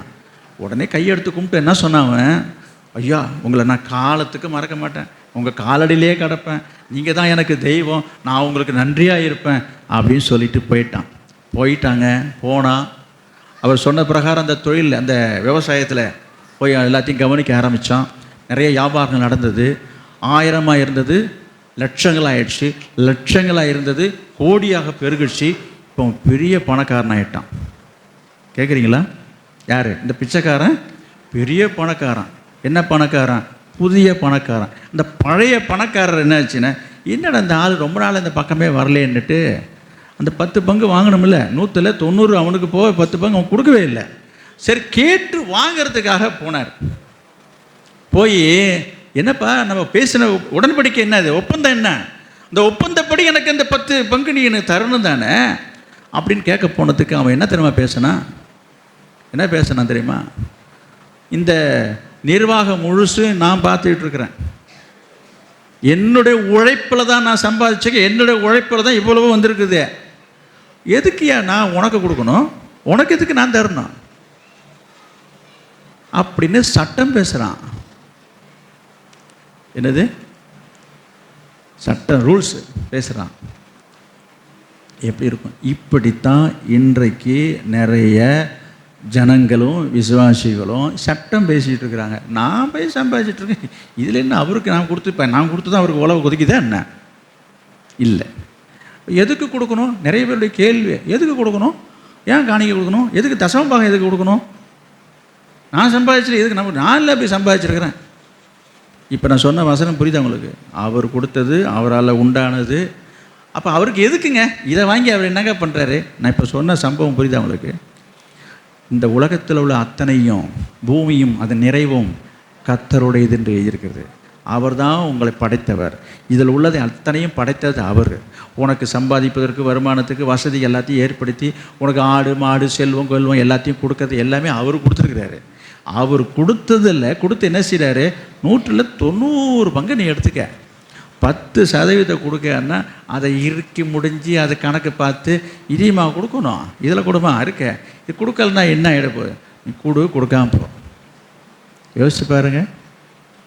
எங்கெங்கே உங்கள் வருமானத்தில் எப்படி விருத்தி அடையும் நான் கேட்குறேன். நிறைய பேருக்கு வருமானங்களில் விருத்தி இல்லை. எவ்வளவு வந்தாலும் செலவு வந்து, எவ்வளவு நீங்கள் ஆயிரக்கணக்கில் லட்சக்கணக்கில் சம்பாதிச்சாலும் நீங்கள் நிறைய பேருக்கு வருமானம் தங்கலை, வருமானம் பெருகலை, எவ்வளோ வந்தாலும் செலவு தான் ஆகிட்டு இருக்குது. அதுக்கு என்ன காரணம்? இவங்க நினைக்கிறாங்க இவங்களுக்கு மிச்சம் மீதி நல்லா மீந்து போகிற அளவுக்கு வந்ததுக்கு அப்புறமா கொண்டாந்து இவங்க கொடுப்பாங்களாம். நான் சொல்கிறேன், உனக்கு எந்த காலத்துலையுமே மிச்சம் மீதி வரவே வராது. ஆமாம், கொடுக்க இறைக்கிற கிணறு தான் ஊறும். கொடுக்க தான் ஆண்டவர் கொடுப்பாரே தவிர, இவருக்கு மொத்தமாக ஆண்டவர் கொண்டாந்து கொடுத்துட்டு அவர் வாங்கிக்கணுமா அவங்கள்ட்ட? கொஞ்சத்திலே உண்மையாக இருந்தால் உன்னை அநேகத்தின் மீது அதிபதியாக வைப்பேன்னு கர்த்தர் சொல்கிறாரு. இன்றைக்கி விருத்தி அடையிறதை பற்றி ஆண்டவர் உங்களோட பேசிகிட்டு இருக்கிறார். உன் தொழில், உன்னுடைய வியாபாரம், உன்னுடைய குடும்பம், உன் பிள்ளைகள், உடைய வருமானங்கள் விருத்தி அடைய வேண்டும் என்று சொன்னால் தாராள மனசு வேணும். நீதிமொழிகளில் நான் வாசித்தோம், வாரி இறைத்து விருத்தி அடைகிறல் உண்டு. வாரி இறைத்து. அப்போ ஆண்டவர் சொல்கிறார், கொலேசியர் 3ஆம் அதிகாரம் 15வது வசனம், கொலேசியர் 3:15.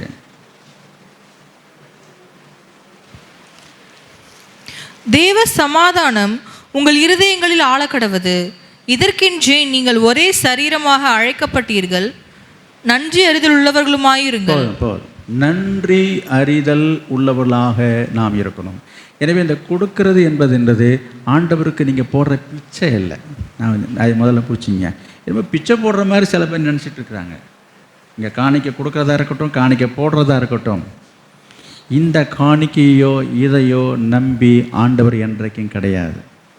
நம்ம ஆண்டவருக்கு நம்ம காண்பிக்கிற நம்ம இருதயத்தில் உள்ள நன்றியினுடைய அடையாளம் தான் காணிக்கையை தவிர, ஏதோ இதை கொண்டு தான் பொழப்பு ஓடுது போல் இருக்கே அப்படின்னு நீங்கள் அப்படி நினச்சிங்க என்று சொன்னால், புரியுதா, உங்களுக்கு வர்றதெல்லாம் நின்றுடும்.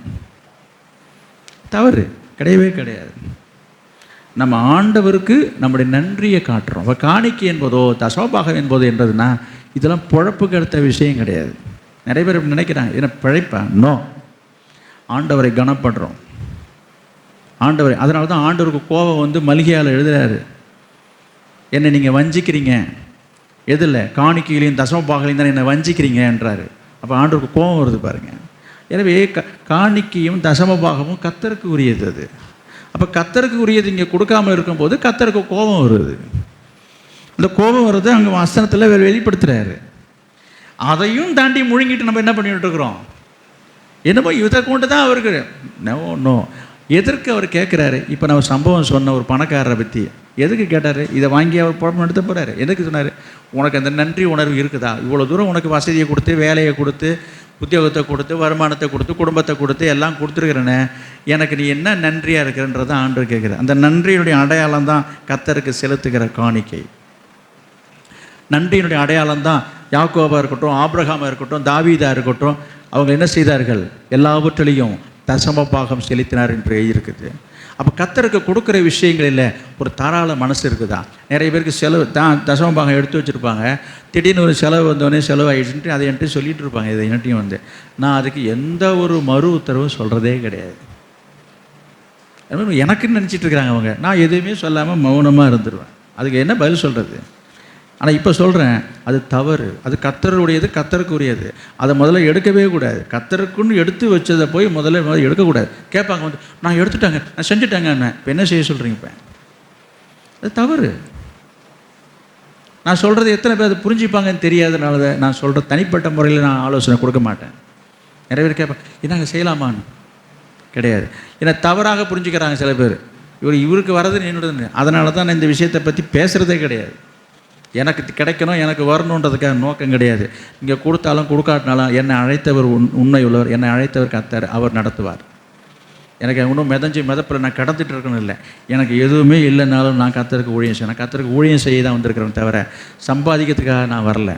ஊழியம் செஞ்சு சம்பாதிச்சு என்ன 4 மாடி கட்டிடலாம் சுற்று வாங்கணுன்ற எண்ணத்துக்கு நான் வர கிடையாது. எனக்கு ஊழியம் தான் முக்கியன்றதுக்காக தான் இன்றைக்கும் என்னுடைய கஷ்டத்துலேயும் என்னுடைய தேவைகளையும் பல நெருக்கத்திலையும் இந்த ஊழியத்தை நான் செய்துட்ருக்கிறேன். அதனால் இந்த ஊழியத்தின் மூலமாக எனக்கு ரொம்ப எல்லாம் வந்து கொட்டுது குவிதுன்றது கிடையாது. எனக்கு கொட்டினாலும் கொட்டாவிட்டாலும் சரி, ஆண்டவருக்கு ஊழியம் செய்ததில் நான் மனசு நிறைவாக இருக்கிறேன். சரிதா? நீங்கள் விருத்தி அடையணும் என்று சொன்னால் நீங்கள் அந்த காரியத்தில் உண்மையாக இருக்க வேண்டியது அவசியம். நிறைய பேர் என்னிடத்து வந்து புலம்புறாங்க, நிறைய பேர் என்னிடத்து வருத்தப்படுறீங்க. அதுக்கு நான் பொறுப்பு இல்லை. ஆனால் நான் சொல்லி உங்களை கரெக்ட் பண்ண வேண்டியது, திருத்த வேண்டியது என் கடமை. இப்பயும் நான் உங்கள்கிட்ட சொல்லாமல் நான் மௌனமாக இருந்தால் நீங்கள் என்ன நினைப்பீங்க? ஓ, இது அவசியம் இல்லை போட்டிருக்கு, அதனால தான் பாசிட்டிவ் அப்படி சில பேர் சொல்கிறாங்களாம். அப்போ அதனால தான் இதை பற்றி பேச வேண்டியாச்சு. சிலர் சொல்கிறாங்க, நீங்கள் அதை பற்றி நீங்கள் ஒன்றும் அதை வந்து கட்டாயமாக ஒரு வற்புறுத்தி சொல்லவே மாட்டீங்க, அதனால் ஜனங்களுக்குள்ளே இப்படிலாம் ஒரு எண்ணம் இருக்குங்க அப்படின்றாங்க. ஓஹோ, இப்படிலாம் வேறு பேசணும் போட்டிருக்க. அதனால் நீங்கள் கொடுத்தாலும் பரவாயில்ல, கொடுக்காத வேண்டிய இப்படி நீங்கள் பட்டும் படாமல் பேசுறதுனால எங்களுக்கு வந்து ஐயோ இது வந்து கர்த்தருடைய விஷயம்ப்பா. இல்லை, நீங்கள் சொல்லும்போது சந்தர்ப்பம் வரும்போது இதை தெளிவுபடுத்திடுங்கன்னு சொன்னதுனால இப்போ நான் தெளிவாக சொல்கிறேன். இது கர்த்தருடைய காரியம், இது கர்த்தருக்கு உரியது. நீங்கள் செலுத்தாமல் போகிறது அது உங்களுக்கு ஆசீர்வாதம் கிடையாது, அது சாபம். கர்த்தருக்கு செலுத்த வேண்டியது செலுத்தாமல் உங்கள்கிட்ட இருந்ததுன்னா அது சாபமாக மாறுமே தவிர ஆசீர்வாதமாக இருக்குது. நான் சொல்ல வருது காணிக்கை தசமபாகங்களை பற்றி சொல்கிறேன். எனவே கொடுக்க வேண்டிய விஷயங்கள் நீங்கள் எடுத்து வைத்திருந்து அதை செலவு பண்ணுவதோ, அந்த தசமபாகத்தை வேறு காரணங்களை செலவு பண்ணுறதோ எந்த விதத்திலையும் அது ஈடாகாது. தசமபாகம்னா அந்த தசமபாகம் தான். நீங்கள் நிறைய பேர் செய்கிற தப்பு என்ன தெரியுமா? தசமபாகம்னு கேட்கும்போது என்ன பண்ணுறது, கணக்கு போட்டு கீட்டு பார்த்துட்டு என்ன பண்ண வேண்டியது, 1000 ரூபா, 1000 ரூபாய்க்கு 100 ரூபா, சரி அதை கொண்டுட்டு போய் நம்ம அதை பண்ணிவிடுமா, இதை செஞ்சிடுவோமா. ஒரு 10,000 ரூபா வருதுன்னு வச்சிங்களேன், ஒரு 1000 ரூபா நம்ம தசமபாகம் கொடுக்கணும். யோசிப்பாங்க, இந்த சாப்பாடு போடலன்னு சொல்லிட்டு கிடக்குறாங்களே, நம்ம ஒரு நாள் சாப்பாடு போட்டுருமே, எதை இந்த தசமபாகம் காசை எடுத்து செஞ்சு இவங்க சாப்பாடு போட்டு கணக்கு முடிச்சுட்டு போயிடுறாங்களாம். இது என்கிட்ட யாரும் சொல்கிறதில்ல, ஆனால் இந்த மாதிரிலாம் நடக்குதுங்க. அவங்க என்ன நினைக்கிறாங்க, ஏதோ ஒருத்தர் கொடுத்தா சரி தானே. அப்படி கிடையாது, அப்படி கிடையாது. காணிக்கை தசமபாகம் என்பது காணிக்கையும் தசமபாகமாக தான் கொடுக்கணும். அப்போ மற்ற காரியம் என்னது, ஆண்டவரே சொல்கிறாரு, அன்றியும் தான தர்மம் செய்வதில் மறபாதி இருக்கேன்னு இருக்குது. அப்படிப்பட்ட நற்கிரியைகளை செய்வதிலே நீங்கள் பெருக வேண்டும் என்று சொல்லப்பட்டிருக்கு. அப்படின்னு என்ன அர்த்தம், இந்த காணிக்கையும் தர்மபாகம் கொடுத்துட்டு அப்படியே இருந்துடக்கூடாது. இந்த மாதிரி நல்ல காரியங்களே செய்யணும், தானம் பண்ணணும், தர்மம் பண்ணணும், இல்லாதவங்களுக்கு உதவி செய்யணும். அது வேற இது வேற. இந்த காணிக்கை எடுத்து இந்த காசை எடுத்து கொடுத்துட்டு ஹாயாக போயிட்டுருக்குறாங்க. என்ன சந்தோஷமாக நீங்கள் நல்லா இருங்கப்பா, நான் அதை பற்றி ஒன்றும் சொல்ல, இதை சொல்ல போனால் ஏன் மேலே நீங்கள் கோபம் வரும். ஆனால் நான் சொல்ல வேண்டிய சத்தியத்தை தெளிவுபடுத்திடுறேன். அப்படி செய்யக்கூடாது. இந்த வட இந்திய ஊழியம், மிஷினரி ஊழியம் நான் சொல்லிகிட்டு இருக்கேன் பாருங்கள். இங்கே கொடுக்க வேண்டிய தசமபாகத்தை நீ தெரிய வேண்டியது எங்கே கொடுத்தாங்கன்னா எல்லாம் கத்தருக்கு தானே போயிட்டுருக்குது. இது நாங்கள் கத்தருக்காக தானே கொடுத்துருக்கோம், கத்தருக்கு தெரியுங்கன்றாங்க. ரைட்டு, உங்களுக்கு கத்தருக்கு உள்ள விஷயம் அது, புரியுதா? இதில் நான் கொடுக்க வந்தேன்னா நான் ஏதோ கோச்சிக்கிட்டு சண்டை போட்டுட்டு அது இன்னும் அது எனக்கு பிடிக்கல எனக்கு. ஆனால் நான் விவரமாக விளக்கமாக நான் சொல்கிறேன், அப்படி செய்யக்கூடாது. புரியுதுங்களா? எனவே இந்த தசமபாகங்களை எடுத்து தானம் பண்ணுறதோ ஏழைகளுக்கு கொடுப்பதோ சரியல்ல. புரியுதுங்களா? தசமபாகத்துக்கு போக உங்களுடைய வருமானங்களில் உங்களுக்கு என்ன செய்யணும்னு நினைக்கிறீங்களோ செய்யுங்க.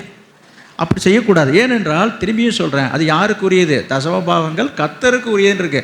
கர்த்தருக்கு கொடுக்க வேண்டியதை கர்த்தருக்கு கொடுத்துட்டு நீ மற்ற காரியங்களை செய்யணும். அதுக்காக மற்ற காரியங்கள் செய்ய வேண்டாம் என்று கர்த்தர் சொல்லலை. நிறைய விசுவாசிகள் இந்த காரியத்தில் ஒரு அறியாமையில் தான் இருக்கிறாங்க. தசமபாகத்தை என்ன செய்வாங்க, கொடுக்கணுன்றதுலாம் சத்தியத்தை கேட்கும்போது அதை பிரித்து ஏதாவது ஒரு காரியத்தை செஞ்சிட வேண்டியது.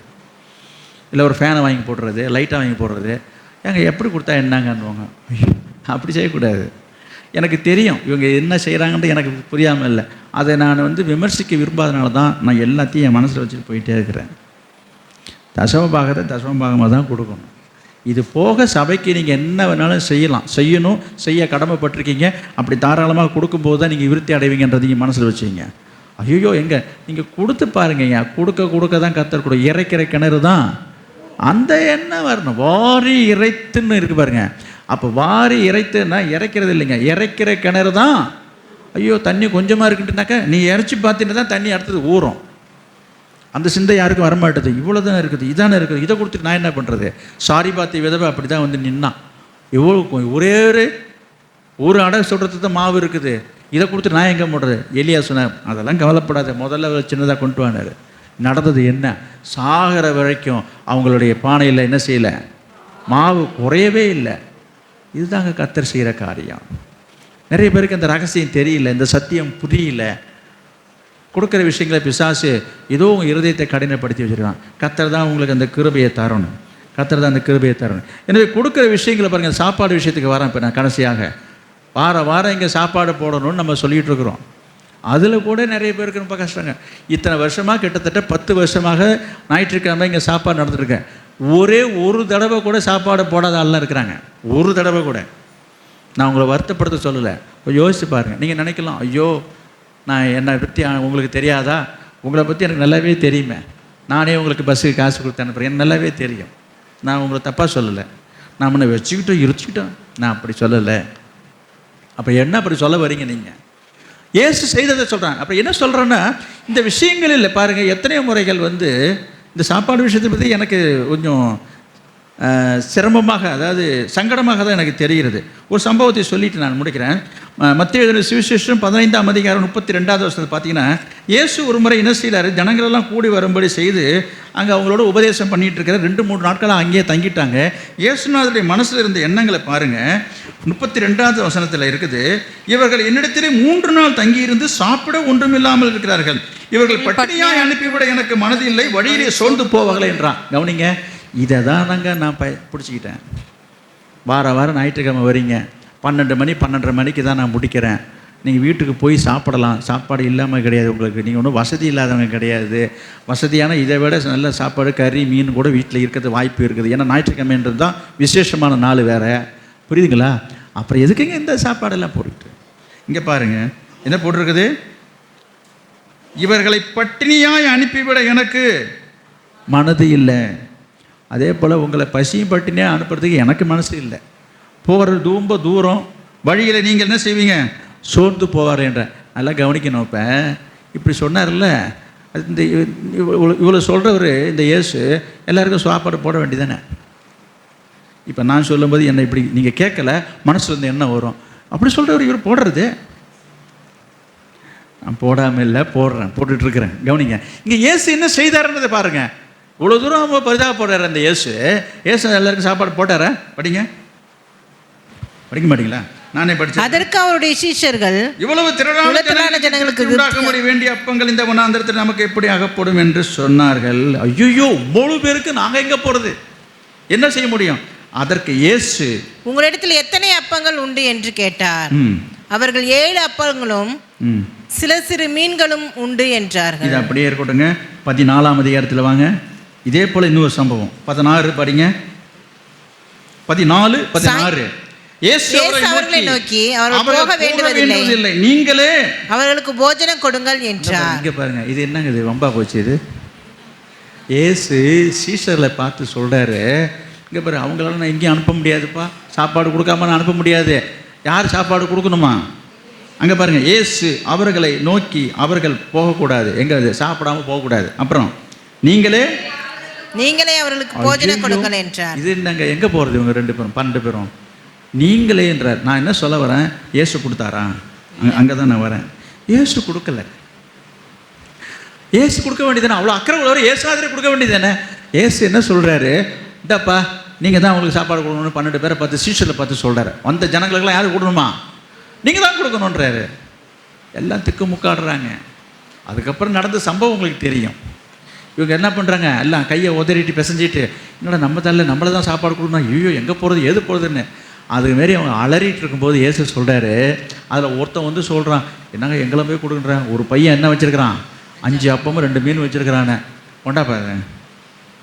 கொண்டாங்க. அதை வாங்குறாரு. அதை வாங்கி என்ன செய்கிறாரு, ஆண்டவர்கிட்ட அதை ஆசீர்வதிச்சு கொடுக்குறாரு. எல்லாரும் சாப்பிட்றாங்க. நான் எங்கே வரேன்னு தெரியுதா, ஏசுநாதர் இவ்வளோ பேருக்கு சாப்பாடு கொடுக்கணும்னு நினச்சவர், இங்கே பாருங்க, இப்படி கையை காமிச்சு, இந்த மாதிரி ஒருத்தர் கையை காமிச்சாராம், லட்டா விழுதுமா. நான் பார்த்தது இல்லைங்க, அவர் இப்போ இல்லைங்க, அவர் கேள்விப்பட்டீங்களா? இப்படி கையை காமிச்சா லட்டு வருமா, ஜாங்கிரி வருமா, சர்க்கரை வருமா, வெல்லம் வருமா, என்னமோ வருதான் அப்படின்னு ஒருத்தர் இருந்தாருங்க. நம்ம ஆண்டவர் இயேசு இப்படி கையை காமிச்சு என்ன செய்யலை, எல்லாருக்கும் கிடையாது, அவங்கள்ட்டேருந்து வாங்கி அதை ஆசீர்வதித்தேன். இப்போ தெரிஞ்சுங்க, இந்த சாப்பாடு விஷயத்துலையும் சொல்கிறேன், நீங்கள் கொண்டுட்டு வந்து உங்களுடைய வருமானத்துலேருந்து இருக்கிறதுல கொண்டுட்டு வந்து இங்கே கொடுத்தீங்கன்னா உங்களுக்கு நிறைவான சாப்பாடே கிடைக்கும். புரியுதா? இந்த வாரம் யாருமே கொடுக்கல, அதனால் உங்களை எல்லாருக்கும் இன்றைக்கி என்னது, ஆமாம், அதை நான் சொல்ல விரும்பலை, போய் பாருங்கள், விருந்து இருக்குது உங்களுக்கு. போகட்டும். சரி, நான் சொல்ல வந்த விஷயம் என்ன, நம்ம செய்யணும், அதையும் செய்யணுன்றதுக்கு நான் சொல்ல வரேன். இந்த மாதிரி விஷயங்களிலும் பங்கெடுக்கணுங்க, கொடுக்குற விஷயத்திலும் பங்கெடுக்கணும். அப்போ தான் நம்ம விருத்தி அடைய முடியும்.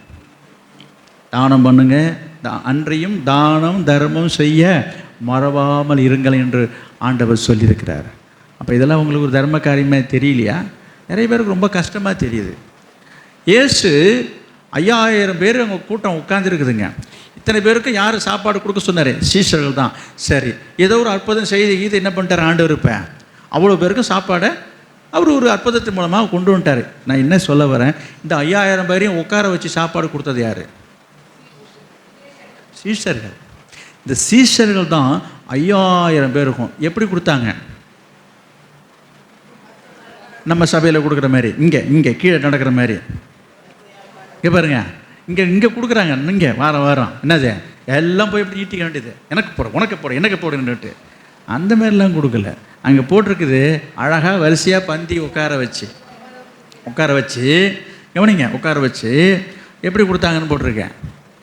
பந்தி மாதிரி வரும்போது நான் சொல்கிறத 12 பேரும் குனிஞ்சு குனிஞ்சு குனிஞ்சு குனிஞ்சு நிமிந்தாங்க இடுப்பு ஒடிஞ்சு போயிருக்கும். அங்கே போட்டிருக்குது, அங்கே இன்னும் டைனிங் டேபிள் போடலைங்க, புல்லில் மேலே அமர வச்சாங்கண்ணா, தரையில் தான் உட்காந்துருந்தாங்களாம். எல்லாருக்கும் கொண்டு போய் கொடுத்து பாருங்கள். எனக்கு திருவிருந்து கொடுக்கும்போது உங்களுக்கு தெரியாதுங்க, ரொம்ப ஈஸியாக நினச்சிட்ருக்கீங்க, இடுப்பு விட்டு போய்டும். எனக்கு நான் நின்றுட்டு தான் கொடுக்குறேன். ஒவ்வொருத்தருக்கும் குனிஞ்சு குனிஞ்சு எடுத்து கொடுக்கறதுக்குள்ளார போதும்னா எடுது. நீங்கள்லாம் நிறைய வீட்டு வேலை செய்திருக்கீங்க, பெண்களுக்கெல்லாம் தெரியாத இல்லை, இந்த கஷ்டம் என்னன்றது உங்களுக்கு தெரியும். இப்போ நான் சொல்கிறது பரிமாறுற விஷயத்தை சொல்ல வரேன். இவ்வளோ பேருக்கு அவங்க பரிமாறணும்னு சொன்னால் சாதாரண விஷயம் இல்லைங்க, ஆனால் அவங்க தான் செய்தாங்க. நான் இப்போ என்ன சொல்ல வரேன்னா, இங்கே நம்ம சபையில் இருக்கிறது எத்தனை பேருங்க? 5000 பேரா? இதுக்கே அழுத்துக்கிறாங்க, இதுக்கு சாப்பாடு செய்கிறதுக்கு அழுத்துக்கிறாங்க, பரிமாறத்துக்கு அழுத்துக்கிறாங்க, கஷ்டப்பட்டுக்கிறாங்க. ஐயோ நம்மளால முடியாது, அவங்க ஒன்று சொல்கிறாங்க, இவங்க ஒன்று பேசுகிறாங்க, நானே தான் செய்யணுமான்றாங்க. இந்த மாதிரி எத்தனை காரியங்களில் நம்ம முரண்பாடு உள்ளவளாக இருக்கிறோம். கர்த்தர் உங்கள் மேலே பிரியமாக இருப்பாரா? தாவீதோட கர்த்தர் இருந்தார், உங்களோட கர்த்தர் இருக்குன்னா நீங்கள் கர்த்தருக்கு பிரியமானதை செய்யுங்க. நீங்கள் ஏன் மனுஷரை பார்க்குறீங்க? நீ யாரை பிரியப்படுத்த பார்க்குறீங்க? மனுஷரையா தேவனையா? நீ மனுஷரை பிரியப்படுத்துகிறோம் தான் தேவனுடைய ஊழியக்காரன். கலாத்தியர் 1:10 இருக்குது.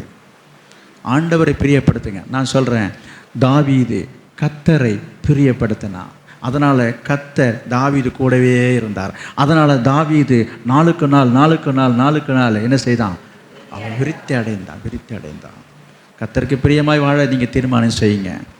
கர்த்தருக்கு பிரியமாய் வாழ ஒப்பு கொடுங்க. கர்த்தர் உங்களையும் உங்கள் பிள்ளைகளையும் விருத்தி அடையும்படி செய்வார். நாம் ஜெபம் பண்ணுவோம். Price the Lord.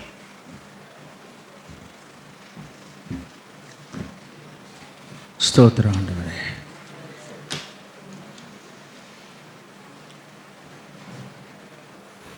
இயேசுவே, நீங்கள் உங்கள் கண்ணை மூடி உங்கள் மனசிலிருந்து ஆண்டவரை பார்த்து சொல்லுங்கள், ஆண்டவரே நான் விருத்தி அடையணும். நிறைய பேர் முழங்கால் பாட முடியல போடுற. எல்லோரும் எழுந்துருங்க, நம்ம ஜெபம். ஒரு நிமிஷம் எழுந்துருங்க. ரொம்ப நேரம் உட்காந்தது ரொம்ப கஷ்டமாக இருக்கும். எல்லோரும் எழுந்து நின்று நம்ம ஜெபம் பண்ணுவோம். ஸ்தோத்திர ஆண்டவரே, கர்த்தர் இன்றைக்கு உங்களுக்கு கொடுத்த வார்த்தை, கர்த்தர் உங்களை உங்கள் பிள்ளைகளையும் விருத்தி அடையும்படி செய்வார்.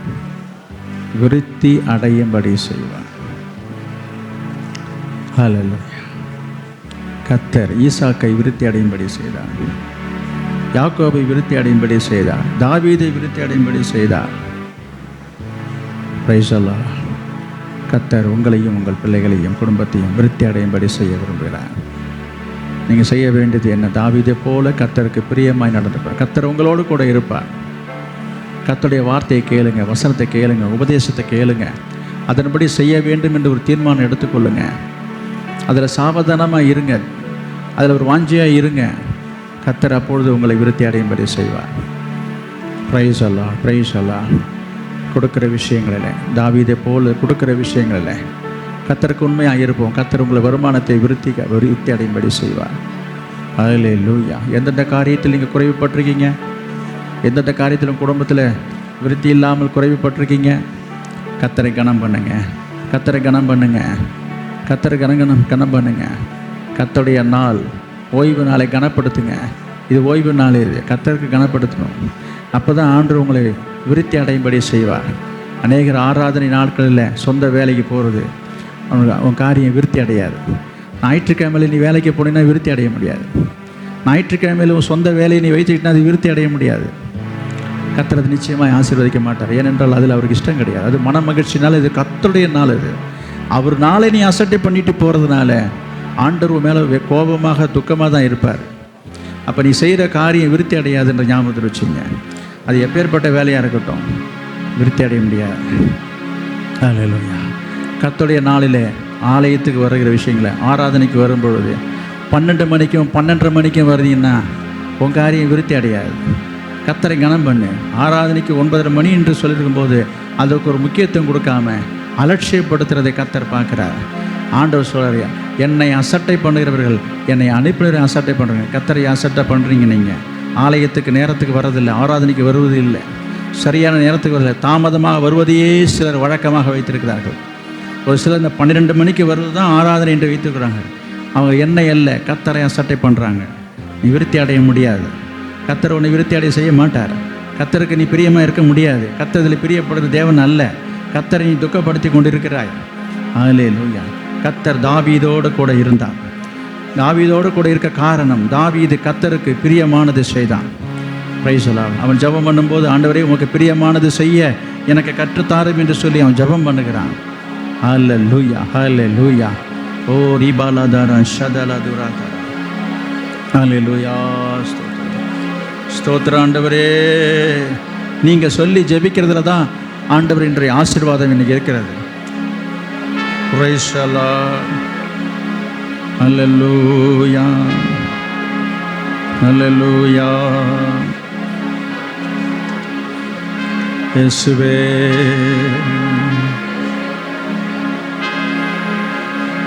ஜீசஸ்.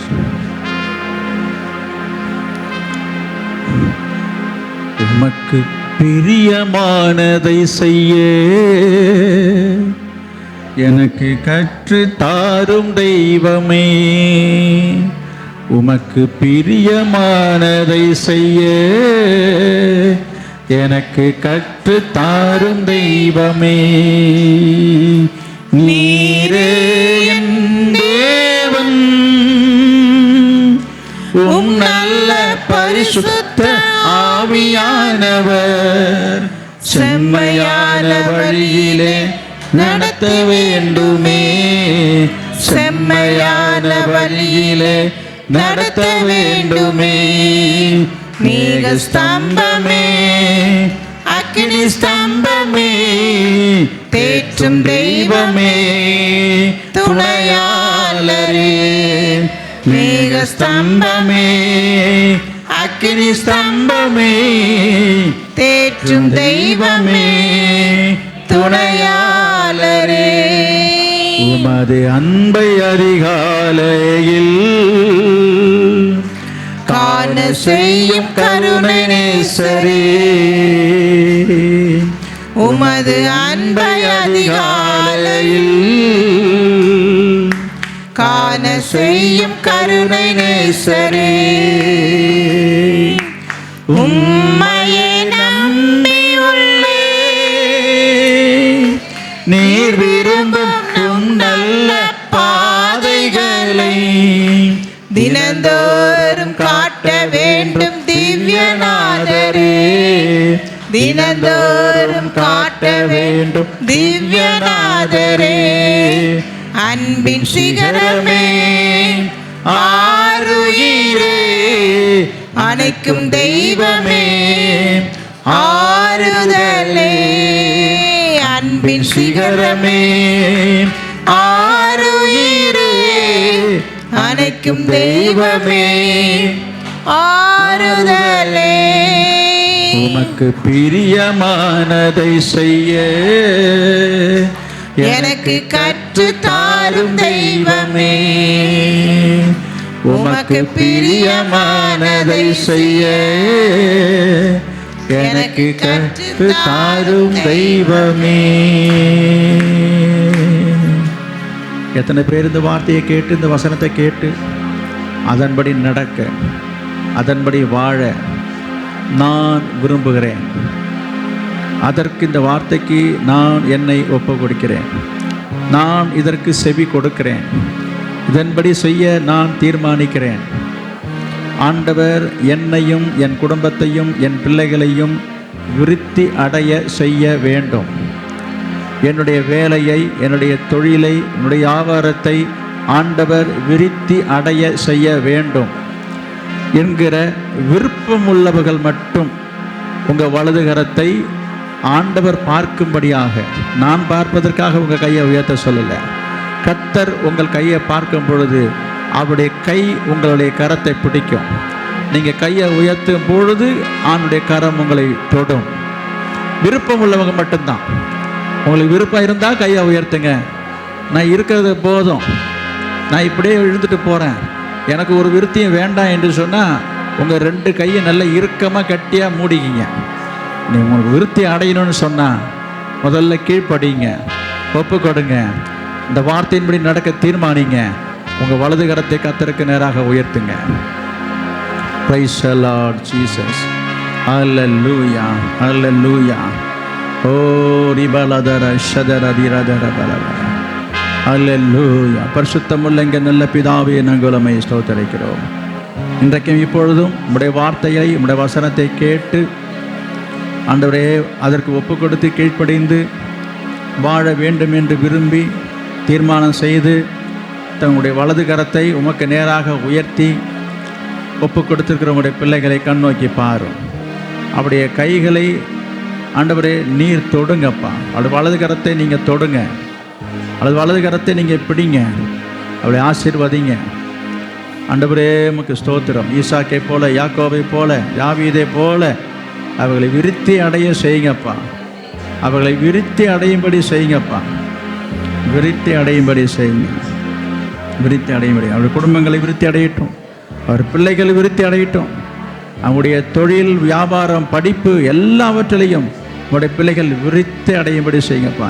அவளை பெருக செய்யுங்கப்பா. வருமானங்களை பெருக செய்யுங்கப்பா.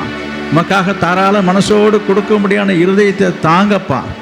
ஆண்டவரே உமக்கு ஸ்தோத்திரம், ஸ்தோத்திரம், ஸ்தோத்திரம். கிருபை செய்வீராக, கிருபை தருவீராக. ஒவ்வொரு மீதும் உடைய ஆசீர்வாதம் வந்து இறங்கட்டும் ஐயா. ஆசீர்வதியும். இயேசுவின் நாமத்தில் ஜெபிக்கிறோம் நல்ல பிதாவே, ஆமென். ஆத்துமாவே கர்த்தரை ஸ்தோத்திரி, என் முழுவதுமே அவருடைய பரிசுத்த நாமத்தை ஸ்தோத்திரி. என் ஆத்துமாவே கர்த்தரை ஸ்தோத்திரி, கர்த்தர் செய்த சகல உபகாரங்களையும் மறவாதே. ஆமென். நம்முடைய கர்த்தராகிய இயேசு கிறிஸ்துவினுடைய கிருபையும், பிதாவாகிய தேவனுடைய அன்பும், பரிசுத்த ஆவியானவருடைய அந்நிய ஐக்கியமும் இப்பொழுதும் எப்பொழுதும் சதா காலங்களிலும் நாம் அனைவரோடும் சகல பரிசுத்தவான் கூட தங்கி இருப்பதாக. Amen, amen. Praise the lord. கர்த்தர் உங்களோடு இருப்பாராக. கர்த்தர் உங்கள் அனைவரும் ஆசீர்வதிப்பாராக.